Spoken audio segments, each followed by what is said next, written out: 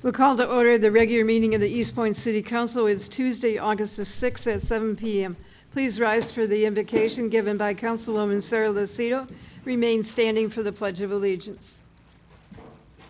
Dear God, we thank you for all the blessings you have given us. Help us to recognize the fact that we all inhabit this world together and that at our core we all want the same things, to live a happy life in peace with those around us. Help us to accept others without prejudice and work together with our neighbors to build a better Eastpointe and a better world. It is in your name we pray. Amen. Amen. I pledge allegiance to the flag of the United States of America and to the republic for which it stands, one nation, under God, indivisible, with liberty and justice for all.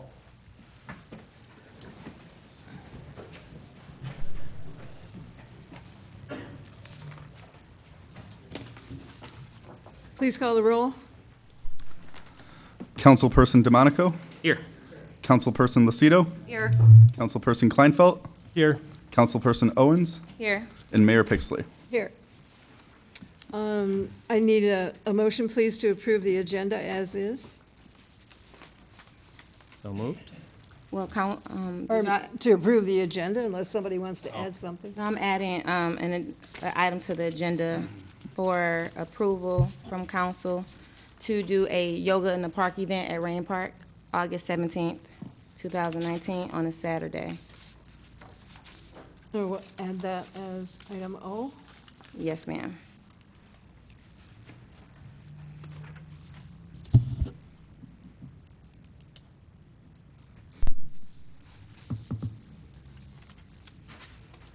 Anything else? So do we have a motion to approve the agenda plus that item? So moved. Support that. Move and support. Please call the roll. Councilperson Kleinfeld. Yes. Councilperson DeMonico. Yes. Councilperson Lucido. Yes. Councilperson Owens. Yes. Mayor Pixley. Yes. Our next item is the hearing of the public. Does anyone wish to be heard at this time? Anyone wish to be heard? Please be sure the microphone is on. Speak into the microphone. State your name. Okay. My name is Caitlin Keenitz. I'm the Communications and Marketing Coordinator for Eastpointe Community Schools. And I just wanted to take a moment to invite the council and the entire community to our big back to school event next Thursday from 3 to 7 at Eastpointe Middle School. It's free, all ages are welcome. We're giving away backpacks and school supplies to our students. We'll have free food, games. We've partnered with the United Way to do some fun literacy activities for the kids. Fingers crossed it will be outside. We've gotten rained out the last 2 years. If it does rain, we will be inside the middle school, but if not, we will be out on the grounds with some tents, and we would love to see all of you there. Bring the kids. It's a great family day, and it's a nice time to meet some of our staff before we head back for the new school year. Thank you. Thank you. Anyone else wish to be heard? Anyone else wish to be heard? Seeing none, the first hearing of the public is closed. Move on to approval of the minutes from the regular meeting of July 16th. Madam Mayor, I motion to approve the regular meeting minutes of July 16th, 2019. Do we have support? Support. Any changes? Please call the roll. Councilperson Lucido. Yes. Councilperson DeMonico. Yes. Councilperson Kleinfeld. Yes. Councilperson Owens. Yes. And Mayor Pixley. Yes. We have no scheduled hearings tonight. We have several items under unfinished business. The first item is the second reading and the adoption of the ordinance number 1174 related to rezoning the property located at 17401 10 Mile Road, better known as the Hoffman Office Building, I believe. Is that right, Mary? I'm not familiar with that name. All right. All right. So it's the property at 17401 10 Mile. This is the second reading. Madam Mayor, I motion to give second reading to adopt ordinance number 1174, which would rezone the property located at 17401 10 Mile Road, parcel number 02-14-20-353-011 from I-1 light Industrial District to OS1 Office Services District. Support. Move and support. Please call the roll. Councilperson Lucido. Yes. Councilperson DeMonico. It was Mayor Pro Tem Kleinfeld. Oh, I apologize. Yes. Mayor Pro Tem Kleinfeld. Yes. Councilperson Owens. Yes. Mayor Pixley. Yes. And Councilperson DeMonico. Yes. Our second item is the approval of the budget amendment BA 20-05. This relates to the court. Madam Mayor, I'll motion to approve fiscal year 2019-2020 budget amendment, BA 20-05, as presented by the Finance Director. Do we have support? Now with, Madam Mayor, I want to add to this, I thought we talked about this last council meeting. This is about giving raises to the courts, correct? Correct. I do think it merits discussion, but I'll support for the purposes of the motion to get it on the table.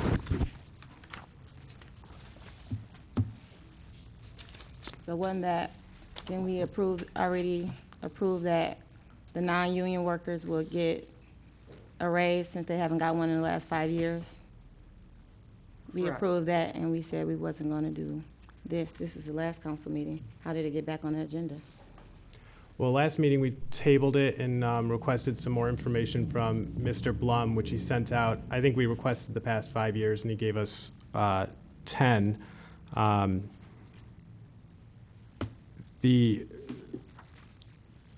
I did have some issues with these amounts. I struggled with this because I believe at the time, our administration negotiated with the judge and came to an agreement that we wouldn't necessarily have given the green light to, but it puts us in a position where now these raises have been given out, and if we don't approve them, the salaries, the paychecks stop before we get to the end of the fiscal year.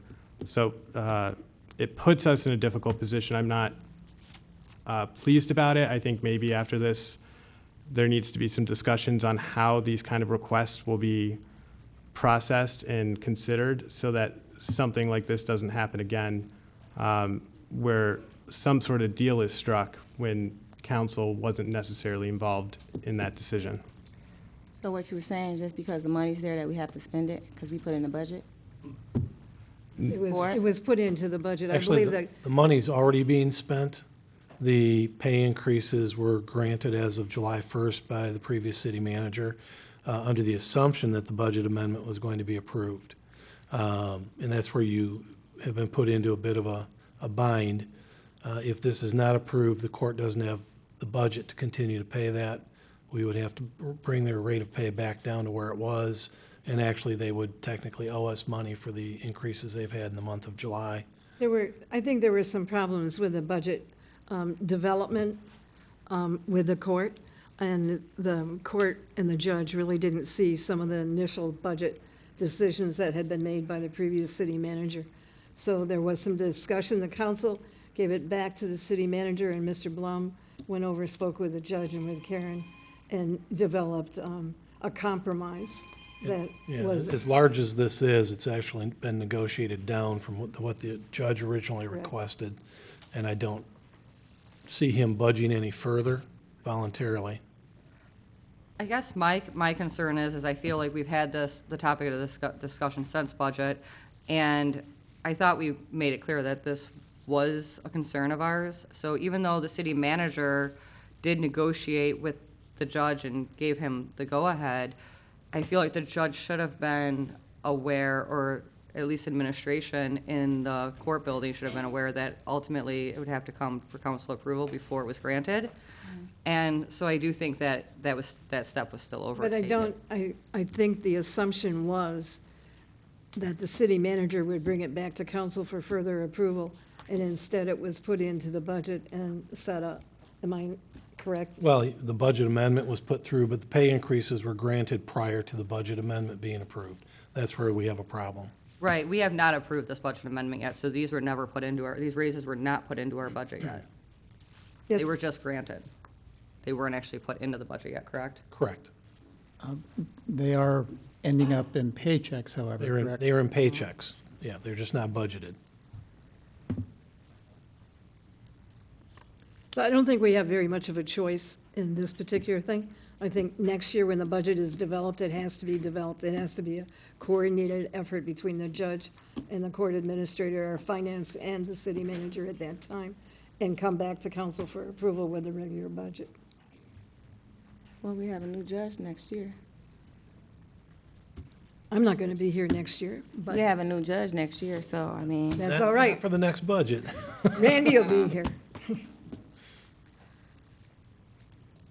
I don't think we should, my opinion, should approve something that didn't go through council in the first beginning. And it sounds like council don't agree with it, so I don't know why we're voting yes on it. I mean, I do understand where the issue is going to arise with the court running out of money if we don't approve this, but at the same time, this is not something I do feel comfortable with approving, and I agree with Monique. Ms. Owens? All right, we have a motion and support. So, are you ready to call the vote? Cardy, you didn't say anything? Well, I mean, I support it. Well, I made the motion, but yeah, I'd like to support. I mean, I probably echo some of I echo the concerns that everyone raised, but I'd like to support our employees after, the negotiations between the judge and our city manager at the time. It is half of what it was originally proposed. Correct. It's still a large increase. It's a large increase, but percentage-wise. it's also for a 2-year period, correct? They didn't get a raise last year? No, actually, I'd have to look at what I sent you guys. Did they or didn't they? No, they did not get one last year either. I mean, because of how the raises we've had for our other non-union employees, I'm really not happy with it. But I don't know how much it could potentially cost us to engage in a conflict over this type of situation. I think it just really put us between a kind of a rock and a hard place.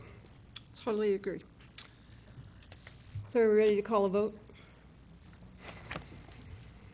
Call the roll. All right. Councilperson DeMonico? Yes. Councilperson Kleinfeld? Yes. Mayor Pixley? Yes. Councilperson Lucido? No. And Councilperson Owens? No. Our next item is discussion on the medical marijuana ordinance.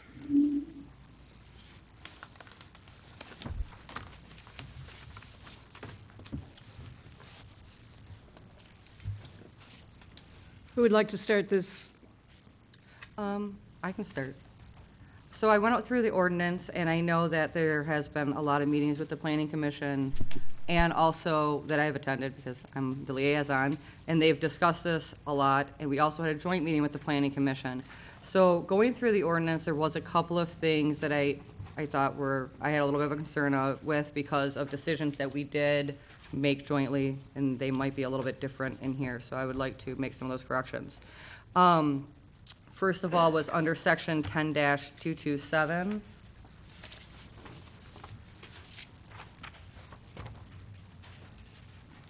I believe we agreed that there would be no processing centers. That's correct.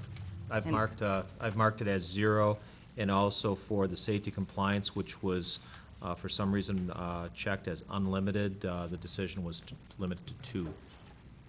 Okay, yes, I believe that was also. And then the other thing was the separation buildings from churches, parks, and schools.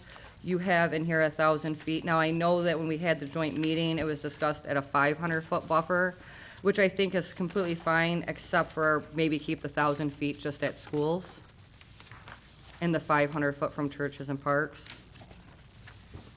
And that was under section 50-258.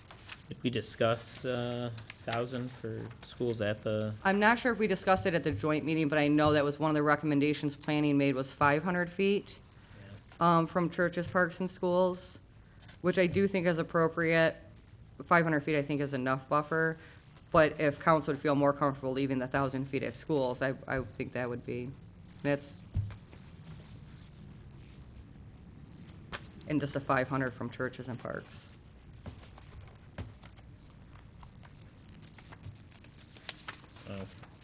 500 was fine with me for all of them, but Yeah, I mean, we don't have that many schools in this city, so I Yeah. didn't think it would be that much of an issue. The biggest thing, for me, the biggest thing was the high school location and the middle school.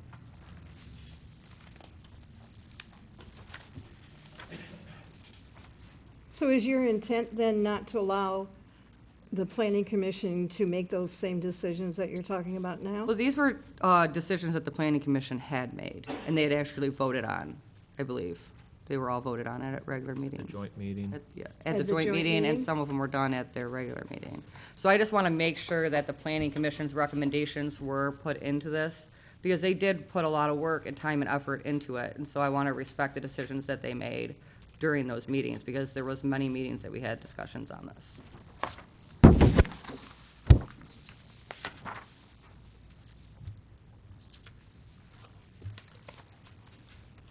yeah, go ahead. I had a question. If you look at section 10-238, it also talks about, actually, provisioning centers is crossed out.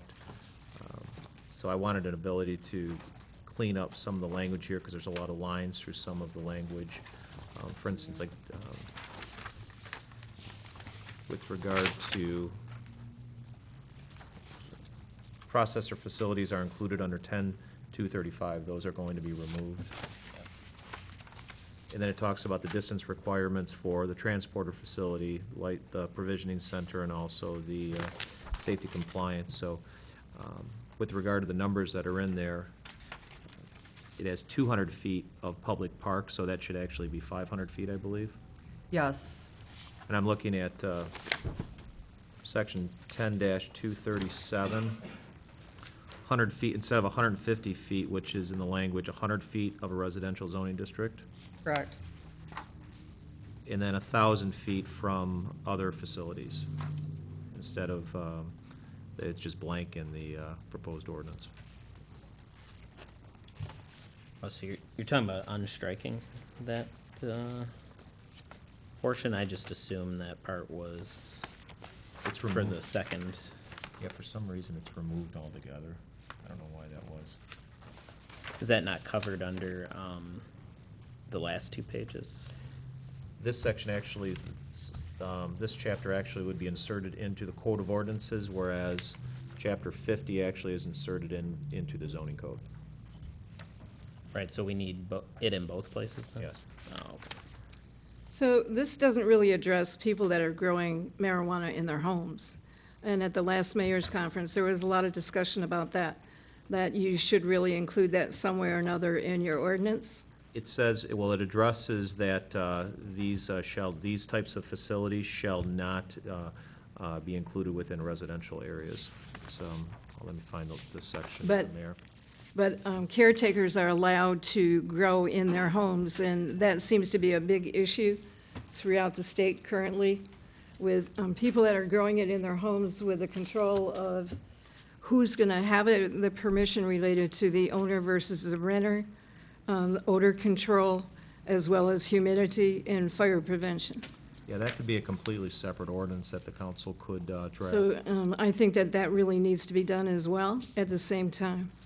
And I would love to see an ordinance in regards to that, for sure. If you look at, what is it? Under section, just above section 10-228, the sentence that's immediately above where it says permit required, it specifically says, this article does not apply to regulate or prohibit any protected patient or caregiver conduct pursuant to MMMA. So we're going to have a separate ordinance for that, and then including also the gifting. Yes. And then,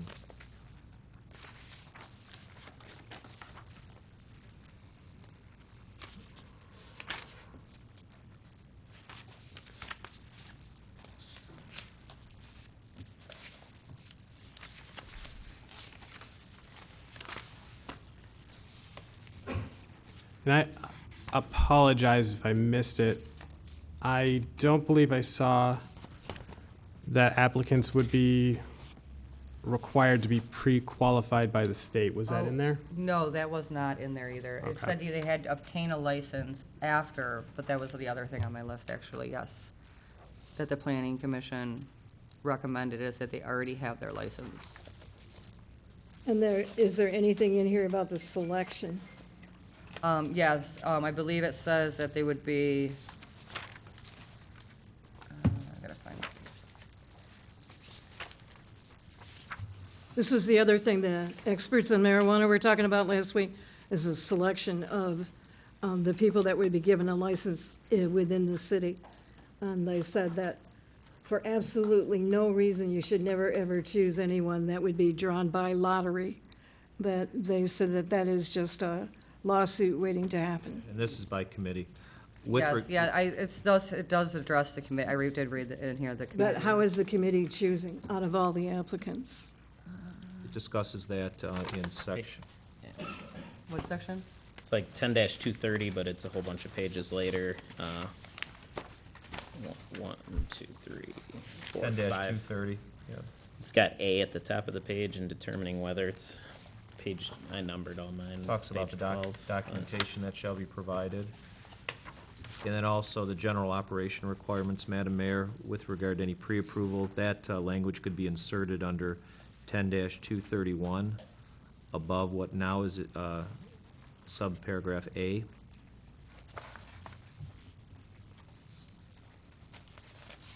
What could be inserted, you're saying? Talked about the pre-approval. Oh, okay. Because A right now, proposed A says a medical marijuana facility must obtain a state license before they can open their facility for business. Everyone agreed with pre-approval then? Pre-qualification? Yeah, Yeah, I actually would like to keep that provision, but then just add the applicant should be pre-qualified before they apply to the city. Should be pre-qualified or have a state license? have their state license. Pre-qualified, because they have to be approved by the city before the state will grant a license. If we have a local ordinance that requires licensure from the city. Sure about that? Yeah, the most they will do is pre-qualify them, and then they'll say, come back when you have your city approval, and then they'll give them the license. With the new laws?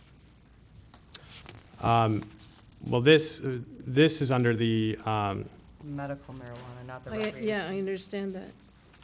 But there's been some changes with a new law.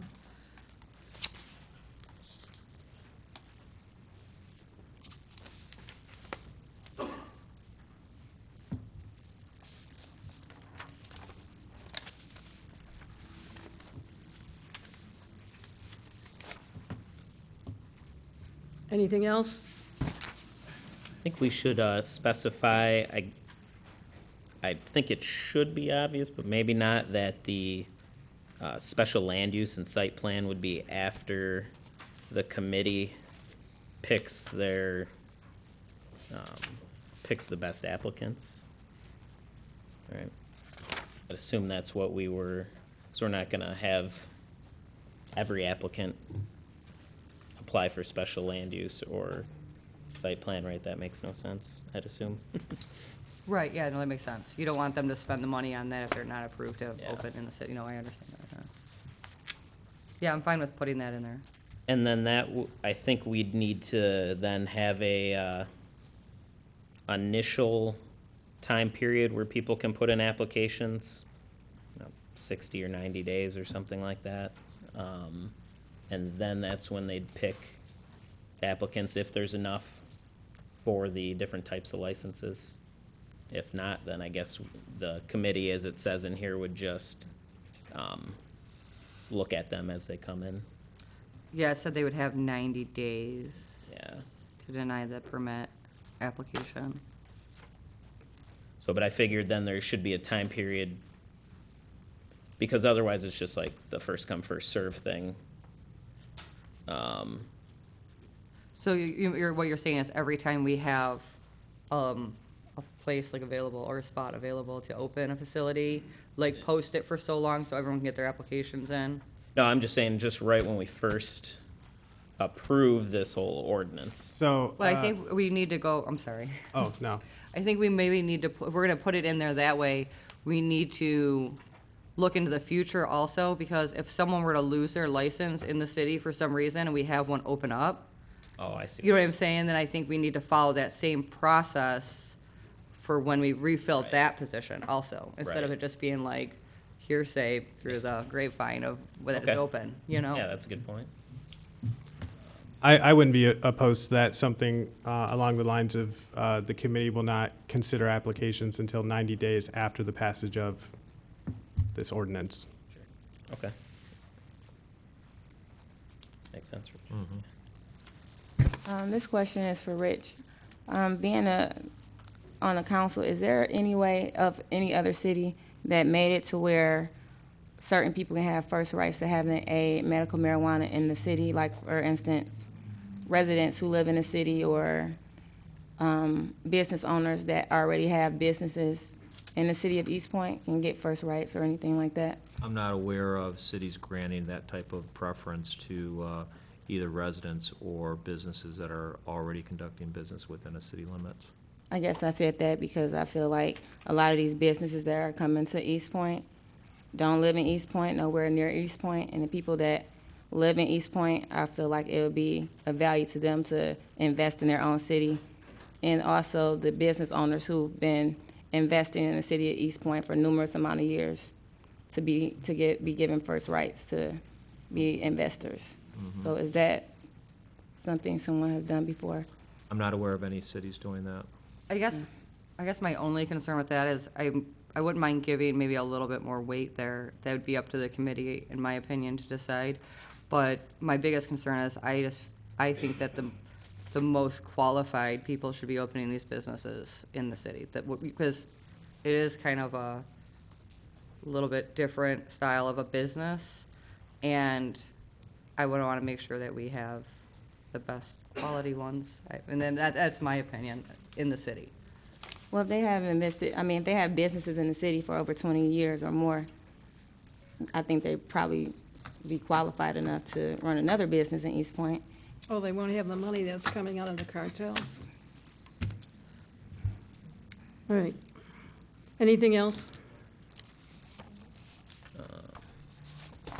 And then after the committee, I thought that it'd be good for the council to have more skin in the game, that when the committee essentially makes their recommendation, that we still just approve that at the council table then, as like an extra step after that committee of the city manager, clerk, and building director. I'm fine with that. That seems appropriate to me. What did you mean? Say that again. I didn't understand that. There's the committee of the clerk manager and building official. Just that once if they pick their, say 10 applicants for the 3 dispensary positions, when they make those 3 best applicants, still comes to city council, and then we approve it. So they would make it to a So recommendation. when It's you- essentially a to council. recommendation to, So I think legally, the city manager is a clerk. So this doubles his importance. It says clerk and city manager. that's that or designee for the manager, so. I might suggest replacing clerk with economic developer, manager, director, whatever that position ends up being. Manager. Yeah, I'm fine with that. What's the title? Economic Development Manager. Thank you. After we hire him. After we find one. After we find one. Right, recruit. Everyone listening out there? Anything else? All right, please call the roll. Madam Chair, I don't believe there was a motioner and seconder. Is there a motion just to I thought we direct let him- administration to make the changes that we requested? I think I saw on there, 1,000 feet, was it 500 feet from a house? No, I believe It's it's, 1,000, right? no, not from a house. It's 1,000 from a school. It's only 100 from a house? Oh, no, the Residential district. council decided that at the last meeting. Does the council want to see a clean copy with all Yes. these changes incorporated at the Yes. next meeting?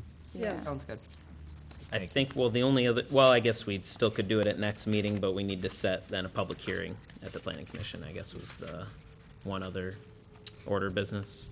Actually, we might need to do it now. I don't know how much, I think we need to approve this before we set the meeting. So we should wait until Rich gives us a clean copy to make sure that there's nothing else we want to change in it before because there might be, and then we're going to have a public meeting set. So I'd rather wait to set the public meeting till after we get that clean copy with the changes. could make them next meeting too. and So would you then like to make a still- motion then to table this until the next meeting? I don't think, do we need to table it or just? Table to the next meeting. I know what I need to do Okay. and bring it before the council for the next meeting. That's fine. So what So, was Madam your Mayor, I'll preferred motion option? to table the discussion on medical marijuana ordinances till our next regular scheduled city council meeting. Support. Move to support. Please call the roll. Councilperson Lucido, Yes. Councilperson Kleinfeld, Yes. Councilperson DeMonico, Yes. Councilperson Owens, No. and Mayor Pixley. Yes. That's second from last. All right, let's move on to reports from administration. We'll start with our city manager, and we will also have a meeting some mention from the assistant city manager. And Thank you, Mayor. I'd like to start with actually Director of Public Safety, George Raoui, and to talk about a special meeting he's got planned this week. Yes, we're having our third Neighborhood Watch meeting. That'll be tomorrow. That's Wednesday. It's 6:30 PM at Love Life Church. And we have a guest speaker from the Macomb County Prosecutor's Office, Mr. Jeff Hall. We'll be talking about senior crimes and scams. And we have a lot of other information to give out of what's been going on in the city for the past couple months. So I'm excited, and we have our new literature for the Neighborhood Watch Group. And we'll be talking about block captains tomorrow night, and we'll be passing out the literature to the block captains so we can increase our members. Thank you, Director. And now I'd like to have the Assistant City Manager, Deputy City Clerk, speak to some election matters, and then I'll have about half a dozen status reports. Brian? Good evening, Honorable Council. As you're all aware, it's been right around 6 weeks since the memo of understanding was signed. I'd like to start off by thanking all of the members of the clerk's office staff for doing such an awesome job so far with the implementation of ranked choice voting. Tonight, I'm going to talk about just a couple of things, a sample ballot style, expenses, voter intent chart, and then the voter education training. As I made it you guys aware in my report, there's two different options for how the ballot's going to look, a stacked versus a grid method. Right now, the Secretary of State's office, Bureau of Elections, and the Macomb County Clerk's office, we're all leaning towards the stacked method, which is the way the ballot will appear. As for expenses, expenses so far have been kept very low. Although I do anticipate expenses kind of picking up over the next couple of weeks, especially with flying in members of Fair Vote to the city of Eastpointe. As for the voter education training, this is probably my top priority right now. In front of each of you, I've put the flyer that a member of my staff designed, and actually there's flyers over there on the table and on the bookshelf over there for the ranked choice voting voter education training. We will be flying in a member of the Fair Vote who will be conducting basically an educational town hall open to all residents of the city of Eastpointe. This will be a free event, and I definitely encourage everyone who's interested in learning more about the whole ranked choice voting process to attend. The voter education training will be held on Thursday, August 15th at 7 p.m. right here in City Hall. That pretty much concludes my remarks. So, again, if you're interested, please attend. It's going to be on the 15th of August, and we look forward to seeing you there. I had one quick question, Mr. Fairbrother. The stacked method, can you explain that again? Sure. So in my report, there's two different methods. Basically, it's the way it will appear on the ballot. So the grid is, it basically is what it is. It's a grid of the candidates, and then the stacked method is basically, it will look exactly like how members of city council were elected before. It will just have a little bit different wording. So I actually have a sample ballot here that I'm happy to show you after the meeting. Okay, and you'll have that at the free event then too, right? Oh, absolutely. Yep. Okay, cool. Thank you. And Brian, I think you spoke to a reporter today. There might be some press coverage of this. Yes, sir. I spoke with the CNG reporter today, and it looks like we will be, Brendan? Oh, there you are. And it looks like we're going to be having a little news article and write-up about it, which should be hitting the street on Wednesday, so members of the public will be able to read about that and hopefully attend the next day. It will be online. And online within the next couple of days. Very good, thank you. A couple of status reports I wanted to report on. We spoke of the Economic Development Manager earlier today. The Civil Service Commission met and approved that position, and I'll be engaged in recruitment. I've looked at a number of different options to try to get the word out. We are fortunate that two communities are also looking for a similar position in the area or have recently. And they are both being done by GovHR, who is a consulting firm you've heard of, the nationwide consulting firm. Anyway, so I've considered a couple of different options as to how to get the word out nationwide and especially in Michigan. And I'd like to, I talked to GovHR today, and they are able to contact all of the top candidates that were ranked nationwide for similar positions, including the two in Michigan I spoke of, for a nominal amount of money compared to a usual recruitment. A usual recruitment is $20,000 full-fledged or $7,800 if it's virtual. So for $2,000, this is what can be done, and that's less expensive than any other method, and we don't have to advertise usually advertising alone for the manager, for example, costs around $2,500, and that doesn't include, having the applications ranked. So that's the direction I'm going to go, unless there's any other thoughts or considerations. It's within my purchasing authority, but if anyone wants to discuss it, be happy to delay that and have it up for discussion. The next thing I wanted to mention is we've had complaints about fireworks going off at 3 and 4 in the morning, so anyone watching who maybe has neighbors that they know that might be doing that, please explain to them that the next time you can do that legally is on Labor Day. And thank you, Public Safety Director, who's going to be having his people keep an eye on this. And so there might be enforcement. It won't be fun if you're caught, and it's just courteous not to use fireworks at this time. Wanted to mention the Parks Commission and the golf group is active and trying to find a way to make the tee-offs better. I think some of you remember the concrete idea, and I think now AstroTurf is something that's being investigated, so that will be coming to you at some point. Sounds like some of you are aware of that, so I just wanted to make you aware. The hydrant flushing is well underway. A third of the hydrants have been flushed, according to Director Abraham and Darren.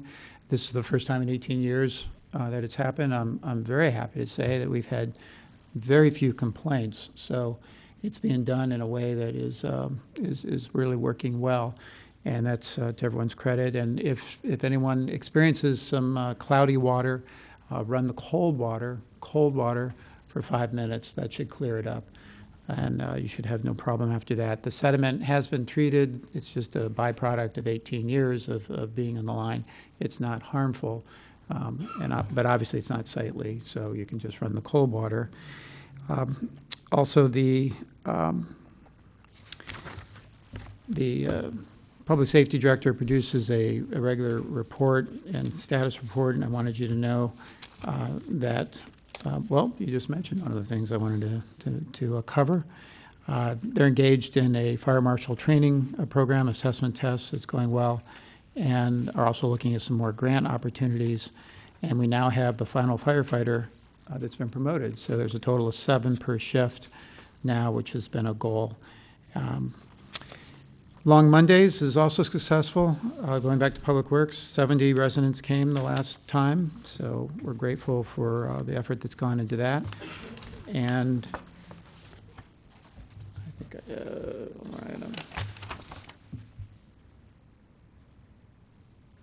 The last item is Board of Review is in need of another applicant. So if there's someone who really enjoys property values and comparisons and looking at data and enjoys numbers and understanding what's going on, properties are increasing in value in the city, we need you.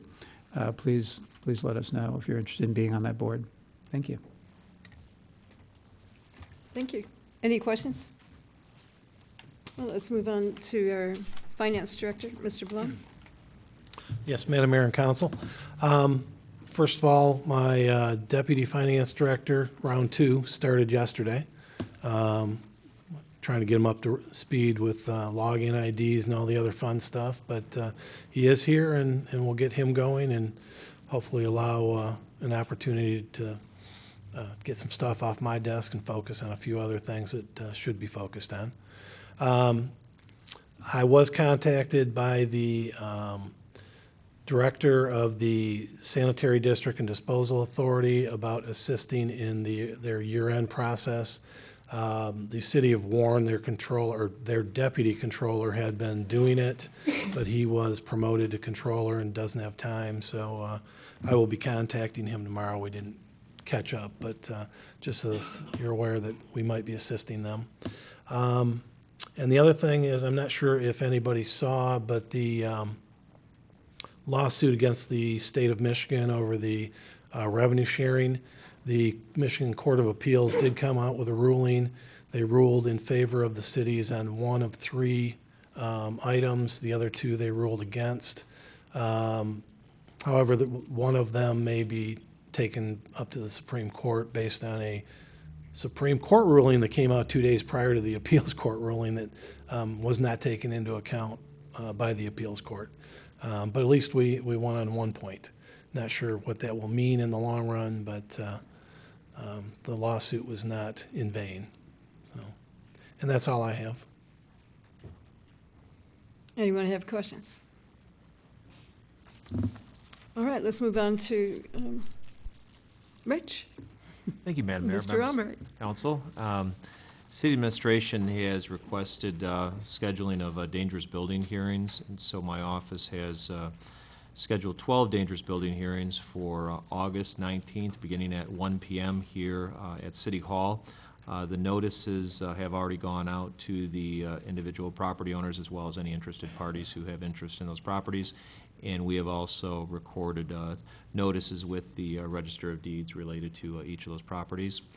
City Administration has also requested the scheduling of show cause hearings as well. There are 18 being requested.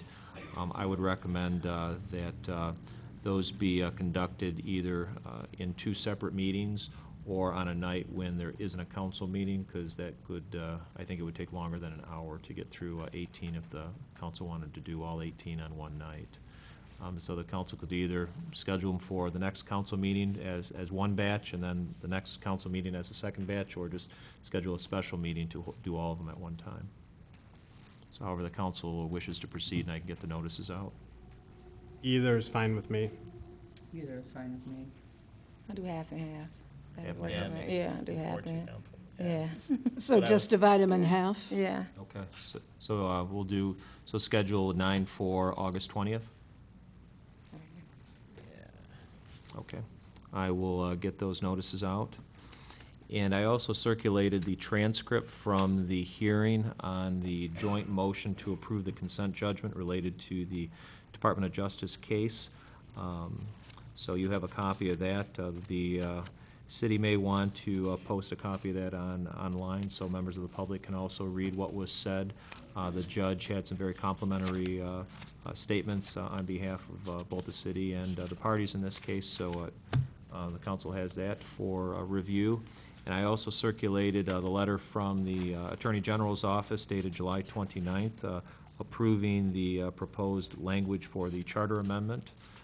So that was received last week, and the AG has reviewed and approved that proposed amendment and has sent that on to the governor's office.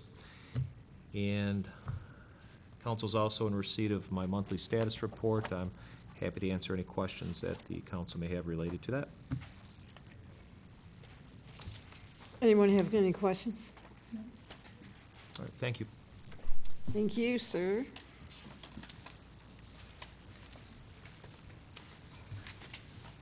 So much stuff up here. Let's move on to new business. And item A is a special land use approval for daycare within a church located at 15717 Stevens. Madam Mayor, I motion to accept the Planning Commission's recommendation to approve the special land use for a daycare within a church located at 15717 Stevens, parcel number 02-14-30-181-029. Support. Who's support? I have a question for Ms. Van Haren. Is this the former St. Gabriel's? Yes, it is. So, Yes, it is. the last time they tried to establish one there was a problem with fire suppression equipment. Did they install that at the time? I don't recall a problem with fire suppression They equipment. didn't have it. So they had a daycare established there at one point. It has been gone for more than a couple of years, so the state of Michigan approved it previously. And so if there was a fire suppression issue, it must have been corrected at that time. I just don't recall. Okay. All right, thank you. Sure. Please call the roll. Councilperson Lucido? Yes. Councilperson Kleinfeld? Yes. Councilperson Owens? Yes. Mayor Pixley? Yes. Councilperson DeMonico? Yes. Our second item is special land use approval for the church in OS1 zoning district located at 16435 8 Mile Road. We have a motion, please. Madam Mayor, I motion to accept the Planning Commission's recommendation to approve the special land use for a church to be located in an OS-1 zoning district at 16435 8 Mile Road, parcel number 02-14-31-459-001. Support. With support, please call the roll. Councilperson Lucido? Yes. Councilperson Kleinfeld? Yes. Councilperson Owens? Yes. Mayor Pixley? Yes. And Councilperson DeMonico? Yes.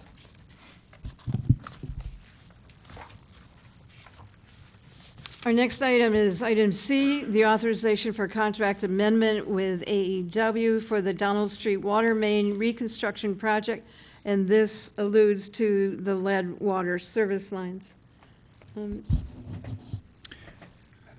I'd like to preface this by saying that this was a huge discussion at the mayor's conference, because the lead water service lines, even though they actually do belong to the city, that very often there's a lot of concern about whether the city has to replace these in areas where you've had anti-corrosives added since like 1953. The other discussion is, the judge ruled on this last week, but they're thinking that this is probably going to go to the Court of Appeals. So for the reason that it's probably going to the Court of Appeals, I'm thinking that maybe we need to table it for at least till the next council meeting until they decide whether or not they're going to take it to the Court of Appeals. Right now, it looks like it's going to the Court of Appeals because it was only one judge. And they're thinking that you're really, even though the line belongs to the city, you're still invading personal property. Also, it's because it's an unfunded mandate. I would say, that based on the impact this decision has, that it'll likely be appealed.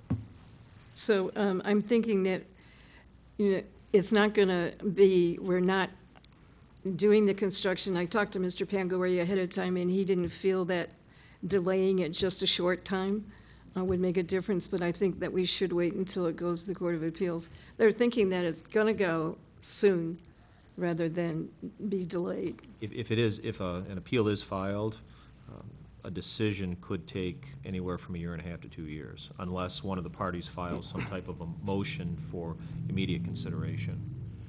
Could, either, Rich, if you have it, or someone else from administration share that decision? I'd like to read it before making a determination on this. The judge's decision from last week. Yes. It's on MML. Okay. And then the other thing, Rich, I would like to read that decision to know if it would change my mind on this, but the ownership by Eastpointe with the provisions at the end of this agenda item, I don't agree with the reading that the language in there means it belongs to the city. Because I think water connections shall be the property of the city. I believe that pertains to the connection at the main pipe, not the connection at the house. And I think broadly reading service pipes to mean we own everything up to the home doesn't make sense to me. So if you wouldn't mind reviewing that, I know that our previous city manager looked at that, but I think legally speaking, it doesn't seem to me it reads that way. Okay? My opinion for this, at least, before this meeting for sure was just, I thought we go ahead with this. It doesn't hurt to, I know of course costs extra money to remove the lead lines, but I think if we're there at the time we do it, I know if the water is treated correctly, there's absolutely no issue with the lead service lines, as opposed to, I guess, waiting longer for the Court of Appeals or Supreme Court, at least on this one. Maybe if it's getting closer, like for a future one, but instead of, if we didn't do it, or we just delay it, I think it'd be better off we just take care of them now, because it definitely There can't just is hurt. a concern with who owns that property. Because you're going to have to, even though Mr. Pangori said that you may end up doing this trenchless, you may end up tearing up personal property. And so you really want to be sure, I think, that this is absolutely necessary. This is one of the lame duck decisions, I believe. What, is it not one of the last of the 2018? Well, I think it wasn't even a bill, right? I think it's just a rule change It's a rule change. so it's even, Governor Snyder, I But- believe, just, But Made the it. bottom line is the additional financial responsibility that's applicable to the individual cities. These are the discussions that happened last week. It's the additional financial responsibility of the city to now replace the service line. And the state legislature was dictating to the cities that they have to do it, but not providing the funds right. to compensate the cities. So this is not the only water line we're going to be replacing. So as you look at multitude water lines, then maybe this becomes a real added financial responsibility, and we're not really budgeted for that, particularly in this next budget. Can I ask Mr. Pangori a question, since he's here?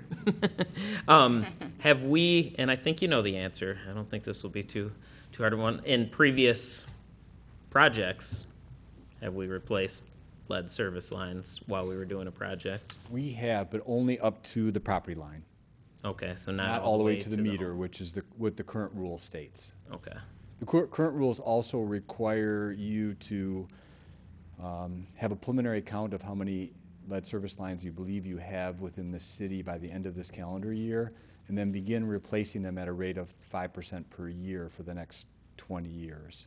yeah. So how many of those service lines is equals 5%? Well, we don't have a total count, an accurate total count yet of how many there are within the city. I can tell you on that 1 mile of Donald, we believe there's 31. So are you saying that the homeowner would have to pay once we go on their property for the fixtures? No, what I'm saying is the new rules, the state of Michigan rules would require the city to pay for the cost to replace any lead or galvanized piping from the main all the way to the meter inside the house. So in my concern, and this was also of many of the mayors, you're saying that you could probably do this trenchless, but at some point, you're going to have to dig up next to the meter in the house. Well, in a lot of cases, and that's the challenge, is every basement is a little bit different, or crawl space where the meter is located.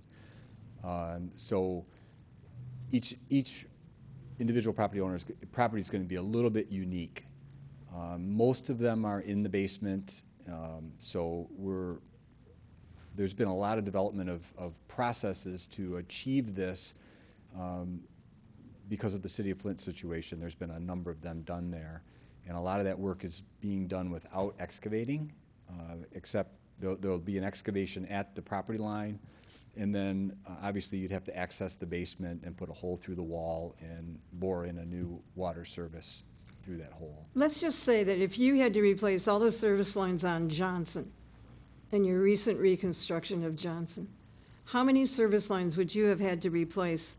And do you have any idea per service line how much it would cost? Yeah, I a little bit. Johnston, in Johnston's case, there were 0 lead lines on Johnston. They were all copper. So How about on my street, on Grove Street? let's talk about Donald, since I know the numbers on Yeah, Donald. I like that idea. We believe, based upon the city's records and the fact that I believe the water department staff has been able to get into the majority of the homes on that mile of Donald, that there are 31 homes that have either lead or galvanized piping, either somewhere between the main and the meter line. So those would all have to be replaced.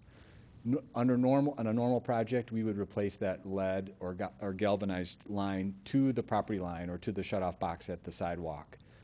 We believe that the additional cost to go in most cases, the additional 25 feet into the house and to replace it to the meter is somewhere between $3,000 and $5,000, depending upon where the meter is located, if the basement is finished, if it's in a crawl space, all the different circumstances that may exist inside the house. If you had to excavate it, if you couldn't do it trenchless, Well, either way, it'll be somewhere between $3,000 and $5,000. even if you had to dig it up, Yes. you're gonna dig it up and replace it for $3,000. I need you to do my landscaping. Somewhere between $3,000 and $5,000. So if you had 50 of them on a street, It's a lot of money. it is. And so the other question, council, just so you're aware, because I'm not gonna be here, is a big question of if GLWA and Detroit Water and Sewer is doing this for all of the homes that have lead pipes in the city of Detroit, and they would do it on a gradual basis, is that going to be part of the capital improvements in the GLWA that the suburbs are also going to have to pay? I think they'd be considered a separate city, right? They pay, City of Detroit would pay GLWA. That's why we ended up paying all the Detroit unpaid water bills, no. So this is a big question, and there was also because GLWA is now supplying the water to Flint, were they going to have to put in, would they be financially responsible for the Flint? And somebody said no, that Eagle was going to be giving money to them, but they've only allotted $11 million to replace the lines in Flint. So I don't know. There's a lot of questions to be answered, I think. I don't disagree, Mayor. Unfortunately, this ruling has kind of paralyzed us. So this project was supposed to have occurred earlier this year and would have Right. probably been close to being completed by now, and has now been on hold. Like I mentioned to you before the meeting, if you would like to table it and make a decision a meeting or two down the road, I don't think it will impact our current schedule, which would be to bid the project this winter for early 2020 start of construction. I would think just that like be to fine. have council maybe just delay it temporarily till we get some answers from Rich, and you feel confident in some of your answers. Madam Mayor and Council, can I interject for one moment? You mentioned the unfunded mandates. I want to point out that the Headley lawsuit, that is the one point that was won, that the state is liable for the unfunded mandates. So if this turns into one of those, they would have to pay us back. So just something to keep in mind. They're saying that that's why the legislature is doing that, because of the lawsuit. And I said, the lawsuit decision wasn't even made until long after this legislation or rule was passed. Well, Anyway, whoever is going to MML, is going to be a major discussion at MML because they'll have more Do facts you want to go also. forward with it? Yeah, I guess I was either going to say we just table till next meeting, or I was just going to motion to approve it now, but if others would like to just table another meeting, at least, Yeah, I was gonna make the motion to table it till the first meeting in September. Do we have support? or All two right. meetings. Is that a motion? All right, did you have a I motion to motion? table this till the Yeah, first I meeting in think he was- September. Support. Please call the roll. All right, so that was Lucido and Kleinfeld, right? Correct. Okay. Councilperson Lucido, Yes. Councilperson Kleinfeld, Yes. Councilperson Owens, Yes. Mayor Pixley, Yes. and Councilperson DeMonico. Yes. I'm glad you stayed there, so now you can talk about the next item, which is discussion on the old 8 Mile Road and the road diet plan. Madam Mayor, I'll make a motion to schedule a public meeting to present the old 8 Mile Road Diet Plan to the Eastpointe residents. Support. I think it looks awesome. Steve, great idea. Did you want to just briefly talk about it? I certainly can. As I think everybody is aware, we have federal funding for the reconstruction of Old 8 Mile Road between Vernier and Beaconsfield for next year. We are in the process of developing plans right now, and because of the low traffic volumes on that stretch of road, the idea came about us that we would want to consider a road diet. In other words, taking a current section of roadway that has 2 lanes in each direction, and when we reconstruct it with 1 lane in each direction and a center turn lane. We were successful in doing that on a stretch of Beaconsfield between Vernier and Old 8 Mile Road in Harper Woods just a few years ago. And then even farther back, the whole stretch of Beaconsfield and Harper Woods was converted from 4 lanes to 3 very successfully. One of the criteria that the federal government requires us to look at from a traffic perspective is the amount of cars that utilize that road on a daily basis. And they would consider a road diet acceptable if the 24-hour bi-directional traffic volume is 15,000 cars or less. In our particular case, we just had a recent traffic study done on that stretch of Old 8 Mile Road, and there's about 5,800 vehicles a day on that stretch. So it's well within the criteria for a road diet. Because we are suggesting a road diet or proposing a road diet, the federal government requires us to have a public hearing. We are currently scheduled to submit preliminary plans to the state in early September so that the project could be bid in early 2020. In order to do that, I would suggest that we have the public hearing as quickly as is feasible. And I'm also suggesting that in addition to inviting the Eastpointe residents and business owners that are interested in that area, we also extend the invitation to the city of Harper Woods and the city of St. Clair Shores, as they're adjacent communities in that corner of the city and may have some input on the public hearing. It doesn't necessarily have to be at a council meeting or at the same night as a council meeting, but I would like to make a decision on the date of the public hearing tonight also. Do you have a suggested date? Initially, I was thinking at the next regular council meeting, but I just heard, I think, that you had 9 show cause hearings scheduled for that evening. So maybe that's not a good night. I'm up to, I guess sharing calendars and deciding. I don't know if you need to 2 weeks notice or Do we have to 10 give 30 days days or notice of a public hearing? So we would have to give 30 days notice for a public 30 hearing. days notice? So that would bring us to the second meeting in September anyways, correct? 10 and 14. Do you guys think we should do this now? 'Cause I know we talked about next year, really a little bit this year, starting on doing bike lanes for Eastpointe. So we doing all this reconstruction already, and then we have to redo it when we put in bike lanes.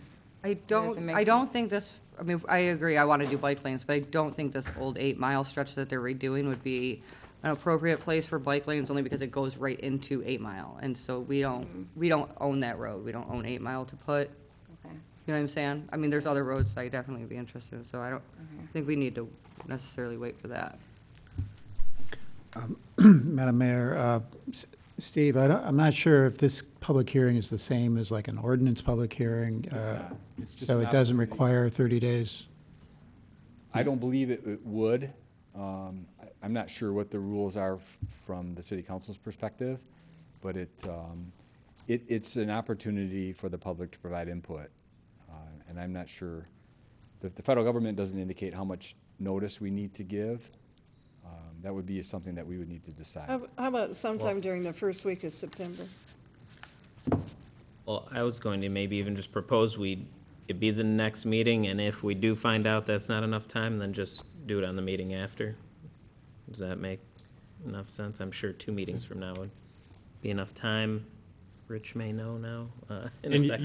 you wouldn't need any more time than that. No, we're ready for the public hearing, or the public meeting. We could have it next week as far as we're concerned. All right, I'll amend my motion to set the hearing for the next regularly scheduled council meeting. Support. Move and support. Please call the roll. Councilperson Kleinfeld, Yes. Councilperson Lucido, Yes. Mayor Pixley, Yes. Councilperson DeMonico, Yes. and Councilperson Owens. Yes. Great, thank you very much. Thank you.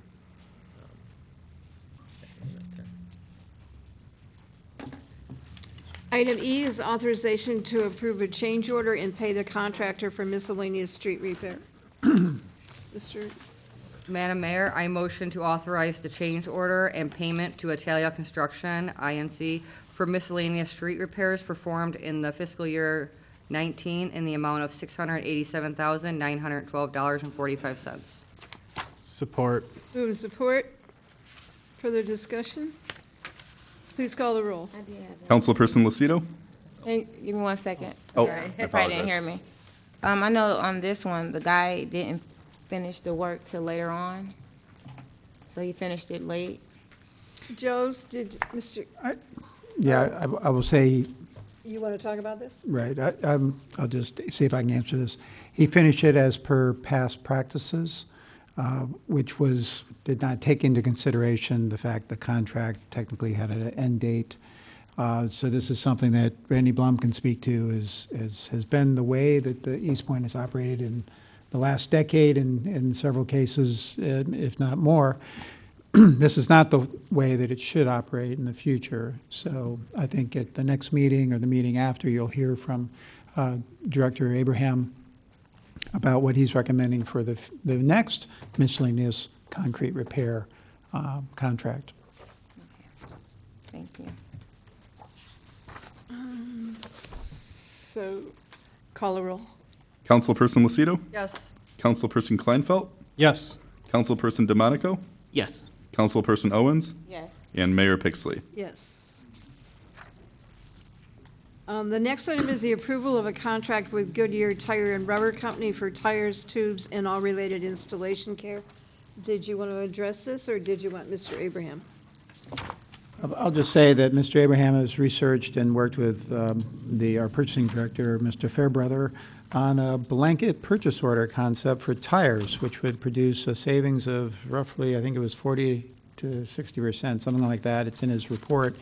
So Mr. Abraham is here now if you have more questions, but we're suggesting that it be limited to $20,000, this purchase order, and we would come back to you when that is used, because we do end up buying tires on a regular basis.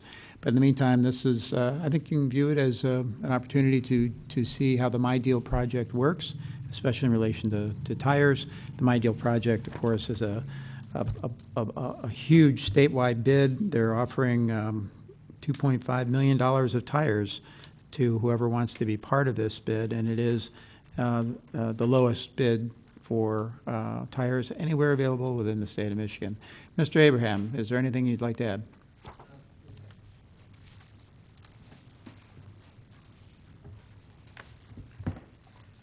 Good evening, Madam Mayor, respected council.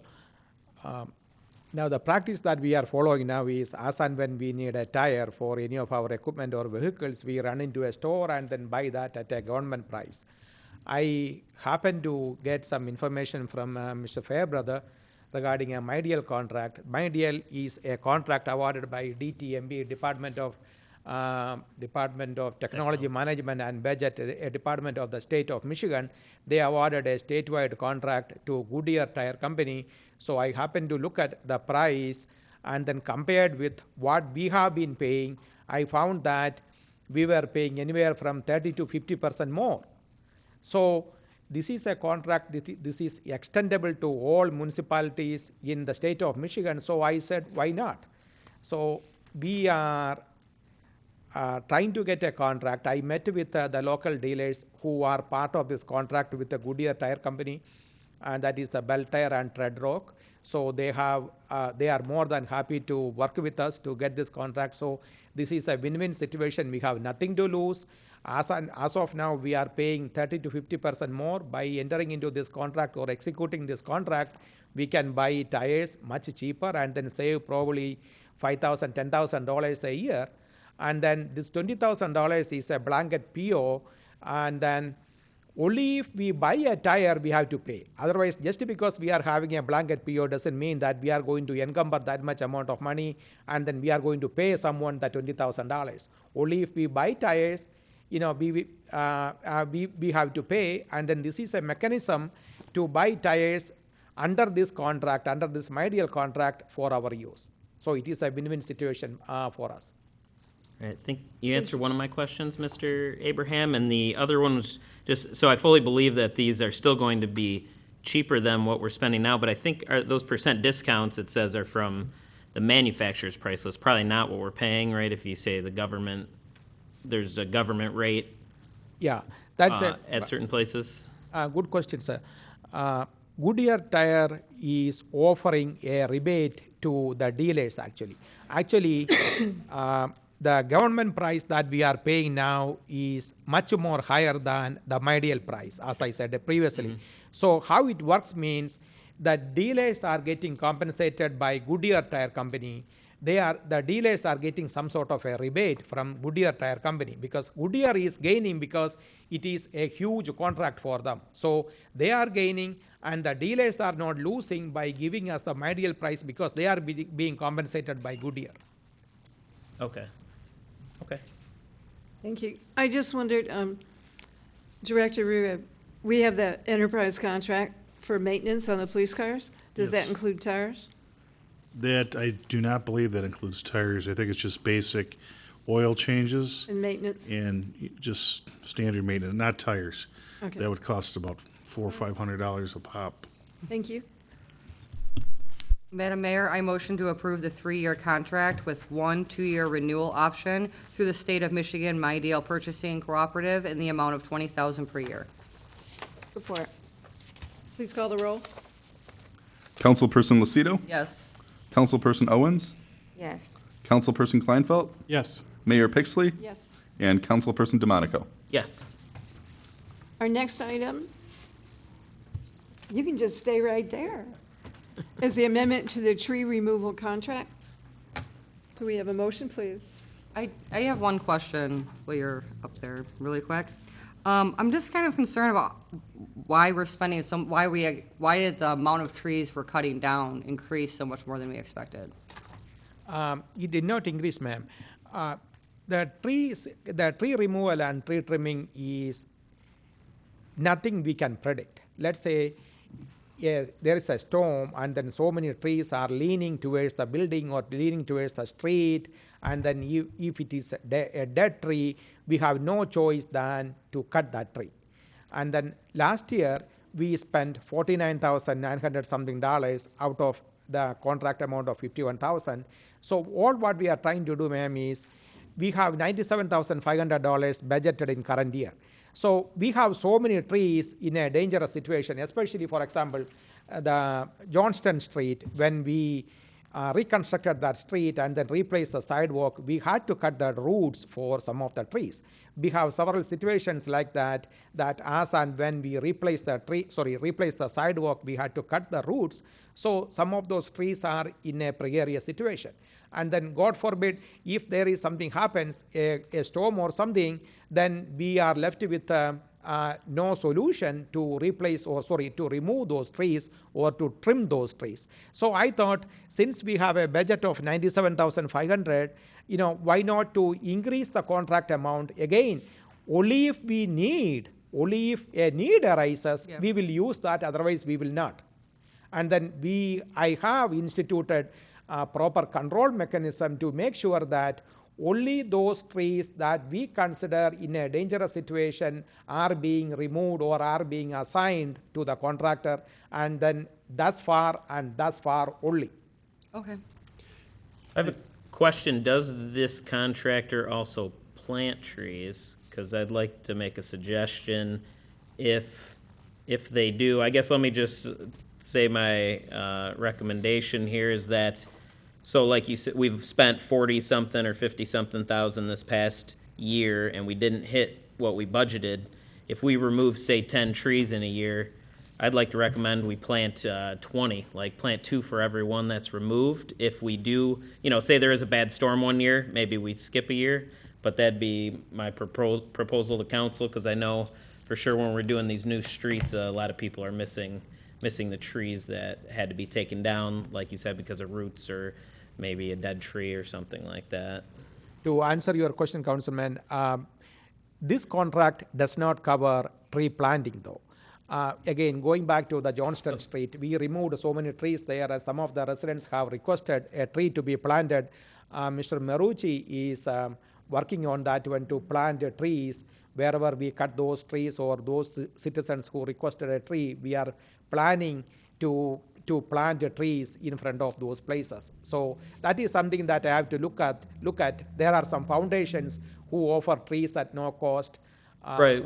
Yeah, we're working with that. Yeah, we did with Relief Michigan twice, and we planted a bunch in the Kelly median, and add a few homes. But I was just suggesting, I know we don't right now plant any with them, but if they do, or if they don't, I guess just maybe assign some funds. Maybe we can donate a little to Relief also to plant even more trees than they'd suggest, just so we're not removing trees each year because we need to and not planting new ones. That was all. Mr. DeMonaco, can I make a suggestion that maybe at a future council meeting, we consider doing a budget amendment, putting it on the agenda to put money in the budget to plant so many trees every year in the city? I thought we added trees to this year's budget. I thought we did too. Yeah, because, Did we? yeah. Not to my we wanted knowledge, that. I know the Parks Commission has talked about it a lot, so I I'm mean, not that really was sure. that was a major discussion when Well, I somebody do said remember council we didn't like talked about trees, and we went, what? Well, how about if Mr. Blum could get back to us? Yes. And let us know, and if not, bring something forward for us? I'm still trying to figure the budget out, so I'll let you know what I find. There are a lot of trees that are available through the county as well, so. Right, but I think it's important, especially to the homeowners, when we do remove a tree for a project, to at least offer to plant, to replace those trees that we're cutting Yeah, down. and Marucci has been up and down Johnson and all those Right. streets. So this request seemed a little bit odd to me because we have the contract in front of us where the numbers remain the same. So increasing the amount of the contract from 51,000 to 97,000 doesn't seem to mean a lot to me because we're not actually changing anything in the contract and we're not changing the amount budgeted. It seems to me the more appropriate action would be if we turn out to go over that if we want to do a change order or something like that, if we need to work with the company to take down more trees. I guess I just don't understand the purpose of what this motion does. I can explain, sir, if I may. Now, this honorable body has approved a contract only for $51,500. And then I am not supposed to go above that, even if we have money in the budget. And that is a rule I play by. Let's say tomorrow we have a situation and then we have to remove so many trees, then we have an emergency situation, or as and when we have a need for replacing a tree, then I don't have to come before this honorable body every time when we remove a tree. So all I am asking is an authorization to spend up to the budgeted amount, so I don't have to come before this honorable body every time when there is a need arise. So I am trying to put a proper procedure and practice in place and proper authorization. That's all I am asking for, proper authorization. So I want everything in black and white, in transparent. So that's all I am trying to do. Again, only if we have a need, then only we will use it, otherwise we will not. Yeah, appreciate the transparency, Mr. Abraham. So we just charge then the unit prices that are on here if it goes even above what the, Yes, sir. essentially? Yes. Okay. Well, if this is an emergency, Mr. Abraham, of course you just go to the city manager and get it done. You're not gonna just wait to get council approval for emergencies, so that's already covered. But if you need additional money, I think, Mr. Kleinfeld's saying why you need so much, so much money you're asking for. You're saying to not have to come to council for every time you need to get money. That's what you're saying, just have it already. No, ma'am, I don't need any money at all. It is already budgeted. This honorable body has approved a budget of up to $97,500. The money is already approved. I am not asking for any money whatsoever, any additional money, I should say. Okay. All what I am asking is authorization. Now, I am authorized to spend up to $51,500. That is the contract this honorable body has approved. All what I am asking is raise the limit to $97,500 so that in case there is a need, I can spend up to that $97,500. It is already in the budget. You don't have to approve any additional money. Right, I think the original contract was for 3 years, is that right? But it was limited to about half of what was budgeted, so there's an inconsistency there. Oh, okay. And so this remedies the inconsistency. I really highly applaud Director Abraham for understanding and thinking this through in this manner. By the way, if anyone's interested, I do have a color-coded sheet that Carol works off under as to where they've done this work in the past. It's definitely something that is needed and can't be pre-planned, so this is a best we can pre-plan for it, pre-plan around what might happen. So, thank you. All right. Madam Mayor, I motion to approve I'm sorry, you were done, right? No, go ahead. Okay. I motion to approve an amendment to the tree removal contract dated March 6, 2019, between the City of Eastpointe and Advanced Tree Experts to increase the amount of the current contract from $51,540 to the budgeted amount of $97,500 per year for the fiscal year 20 and fiscal year 2021. Support. Move support, please call the roll. Councilperson Lucido, Yes. Councilperson DeMonico, Yes. Councilperson Kleinfeld, Yes. Councilperson Owens, Yes. and Mayor Pixley. Yes. Don't leave. The next item is the authorization to purchase the wood chipper and the forklift. Madam Mayor, I motion to waive the bid requirements under Section 2-548 of the Code of Ordinances and approve the purchase of a wood chipper from Bandit Industries in the amount of $16,243.90 and a forklift from Morrison Industrial Equipment in the amount of $31,155.52. Do we have support? Support. Mr. Blum, I had a question. Is this a new job that our DPW people are going to be doing? The wood chipping would be. The forklift, we already have one, it's Yeah. just old and needs to be replaced. So the wood chipping, do we have to get additional coverage on our insurance? No, but we haven't talked, but they certainly better be getting safety training. Well, and that's what I wanted also, was the safety training that goes along with it. Yeah. I just had some concern about whether the coverage, because this was something new. I felt I had never approved a wood chipper before. Mr. Madam Mayor, Abraham? I can explain that if I may.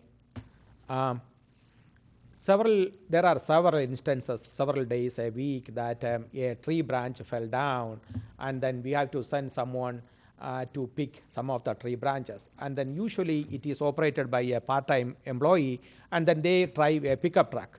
just by putting one branch in the pickup bed, then it is full, they have to come back to the yard, dump it, and then go back.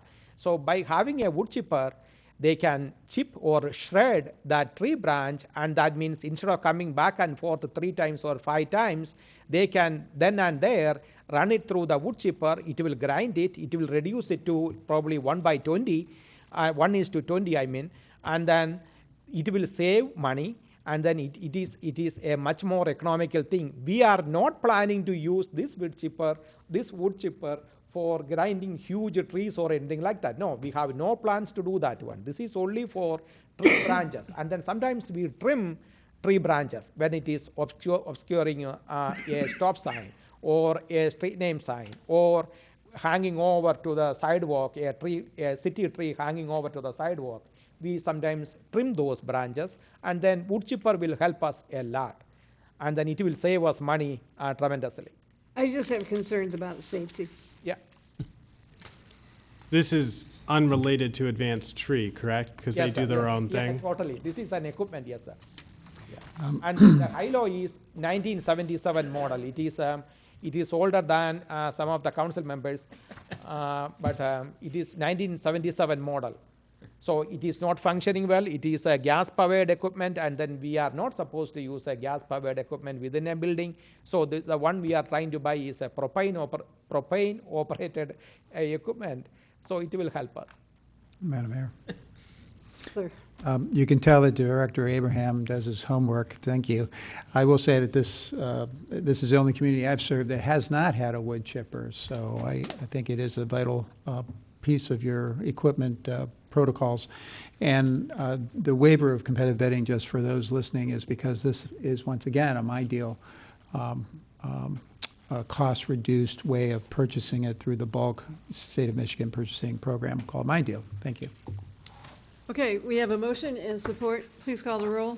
Councilperson Lucido? Yes. Councilperson DeMonico? Yes.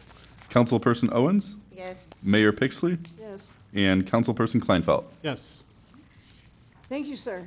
Thank you. I think you're done. Thank you. Our next item relates to the Metro Act and consent to assignment agreement with Extranet Systems Incorporated. Is this going to be another cable line, or who knows about this? It's a name change. Is that correct, Linda? What was the name before? It's pretty much the same, it's like, Systems Inc. going to Extranet Assets or something. yep, Asset Entity LLC. Yeah. And are they putting in new cable lines in the right-of-way? Is this? Not to our knowledge. I believe this is purely a name change. Okay. All right. Should we have a motion, please? Matt- Mayor, I'll move to approve the consent to assignment of agreement from Extranet Systems Incorporated, Extranet Asset Entity LLC pursuant to the terms of the Metro Act compliant MPSC, Michigan Public Service Commission Safe Harbor bilateral right-of-way telecommunications permit dated February 8th, 2019, between Extranet Systems Incorporated and the City of Eastpointe, and authorize the interim city manager to execute the agreement. Support. Move with support. Please call the roll. Councilmember DeMonico? Yes. Councilmember Owens? Yes. Mayor Pixley? Yes. Councilmember Lucido? Yes. And Councilmember Kleinfeld? Yes. Our next item is the approval of the third-party general liability insurance, and I would suppose Mr. Blum's going to talk about this? Correct. Yes, this is the annual renewal for our general liability insurance. The total cost for this current fiscal year is $562,388, and that is less than we had budgeted. We budgeted $591,200. The net increase is 5.2. So even though 5% sounds high sometimes, that's actually not bad considering some of the recent claims. But we still have been very successful with MMRMA and our legal representation on the cases, and keeping them to a minimum. So, yeah, if you have any other questions, go ahead. Nope, but I would entertain a motion, please. Madam Mayor, I'll make a motion to award the bid and authorize the interim city manager to execute an agreement with the Michigan Municipal Risk Management Authority to administer and provide excess liability insurance coverage for the city's self-insured program for the period of July 1, 2019 through June 30, 2020, and authorize the city's necessary contribution to its loss fund with the total cost of services, insurance, and contributions to be $562,388. Support. Move and support. Please call the roll. Councilperson Kleinfeld, Yes. Councilperson Lucido, Yes. Councilperson DeMonico, Yes. Councilperson Owens, Yes. and Mayor Pixley. Yes. Our next item is the approval of the budget amendment BA 20-06. Mr. Blum, do you want to talk about this? Yes. As we entered the new budget year, I received quite a few phone calls from department heads saying, where do I charge this? I can't find my budget. I went through the total general fund budget. What I had to do was basically take all of the accounts, or sort by account, ignoring the departments, to see what we had last year, what we had this year in total, and then figure out where the expenses were spread. In the process of doing that, there were some items in this amendment are just moving it from one area to the other. Things like the custodial expense, $26,000 was put into the district court budget when it had previously been in the police budget. I'm moving it back to police specifically because once we authorize the court to spend money within their budget, they can spend it however they want. So they could theoretically take that $26,000 of custodial and spend it on something else.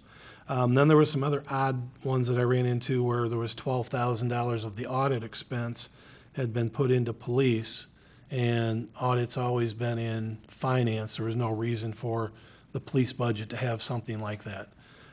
So a lot of it was just moving it back to an area that made sense to the department heads. But also in the process of doing that, I found two items that were missing from the budget. The one is we've budgeted in the past $25,000 in police, $25,000 in fire, and $25,000 for general employees for any leave bank payouts when they leave employment. There was zero that was budgeted for that. We know we will have some retirements in police. We don't have any scheduled retirements in fire, but any employee that has passed probation that leaves employment gets paid out for their leave bank. And the same thing with general. We don't have any known retirements, but anybody that leaves employment would get paid out. And there just was no budget for it. So that was $75,000 of the increase. The other thing that we ran into was the demolition. There was a whole new department created for a demolition and a new department created for blight. And the expenses for demolishing a building or snow removal costs or any of those activities had been in the building budget. So they were removed from building, but they never got added into blight and demo.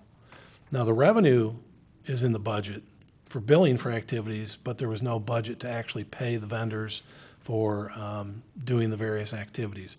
So that is $135,000 of the increase. The net impact on the increase is $210,000 of an increase in budgeted expenditures.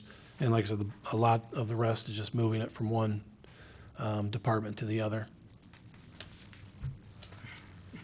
Madam Mayor, I motion to approve the fiscal year 2019-20 budget amendment, BA 20-06, as presented by the Finance Director. Support. Please call the roll. Councilperson Lucido, Yes. Councilperson Kleinfeld, Yes. Councilperson Owens, Yes. Mayor Pixley, Yes. and Councilperson DeMonico. Yes. Item L is the designation of the voting representative for the MML annual meeting, which is coming up in September. So far, I don't believe anybody has signed up for it. Is that right, Linda?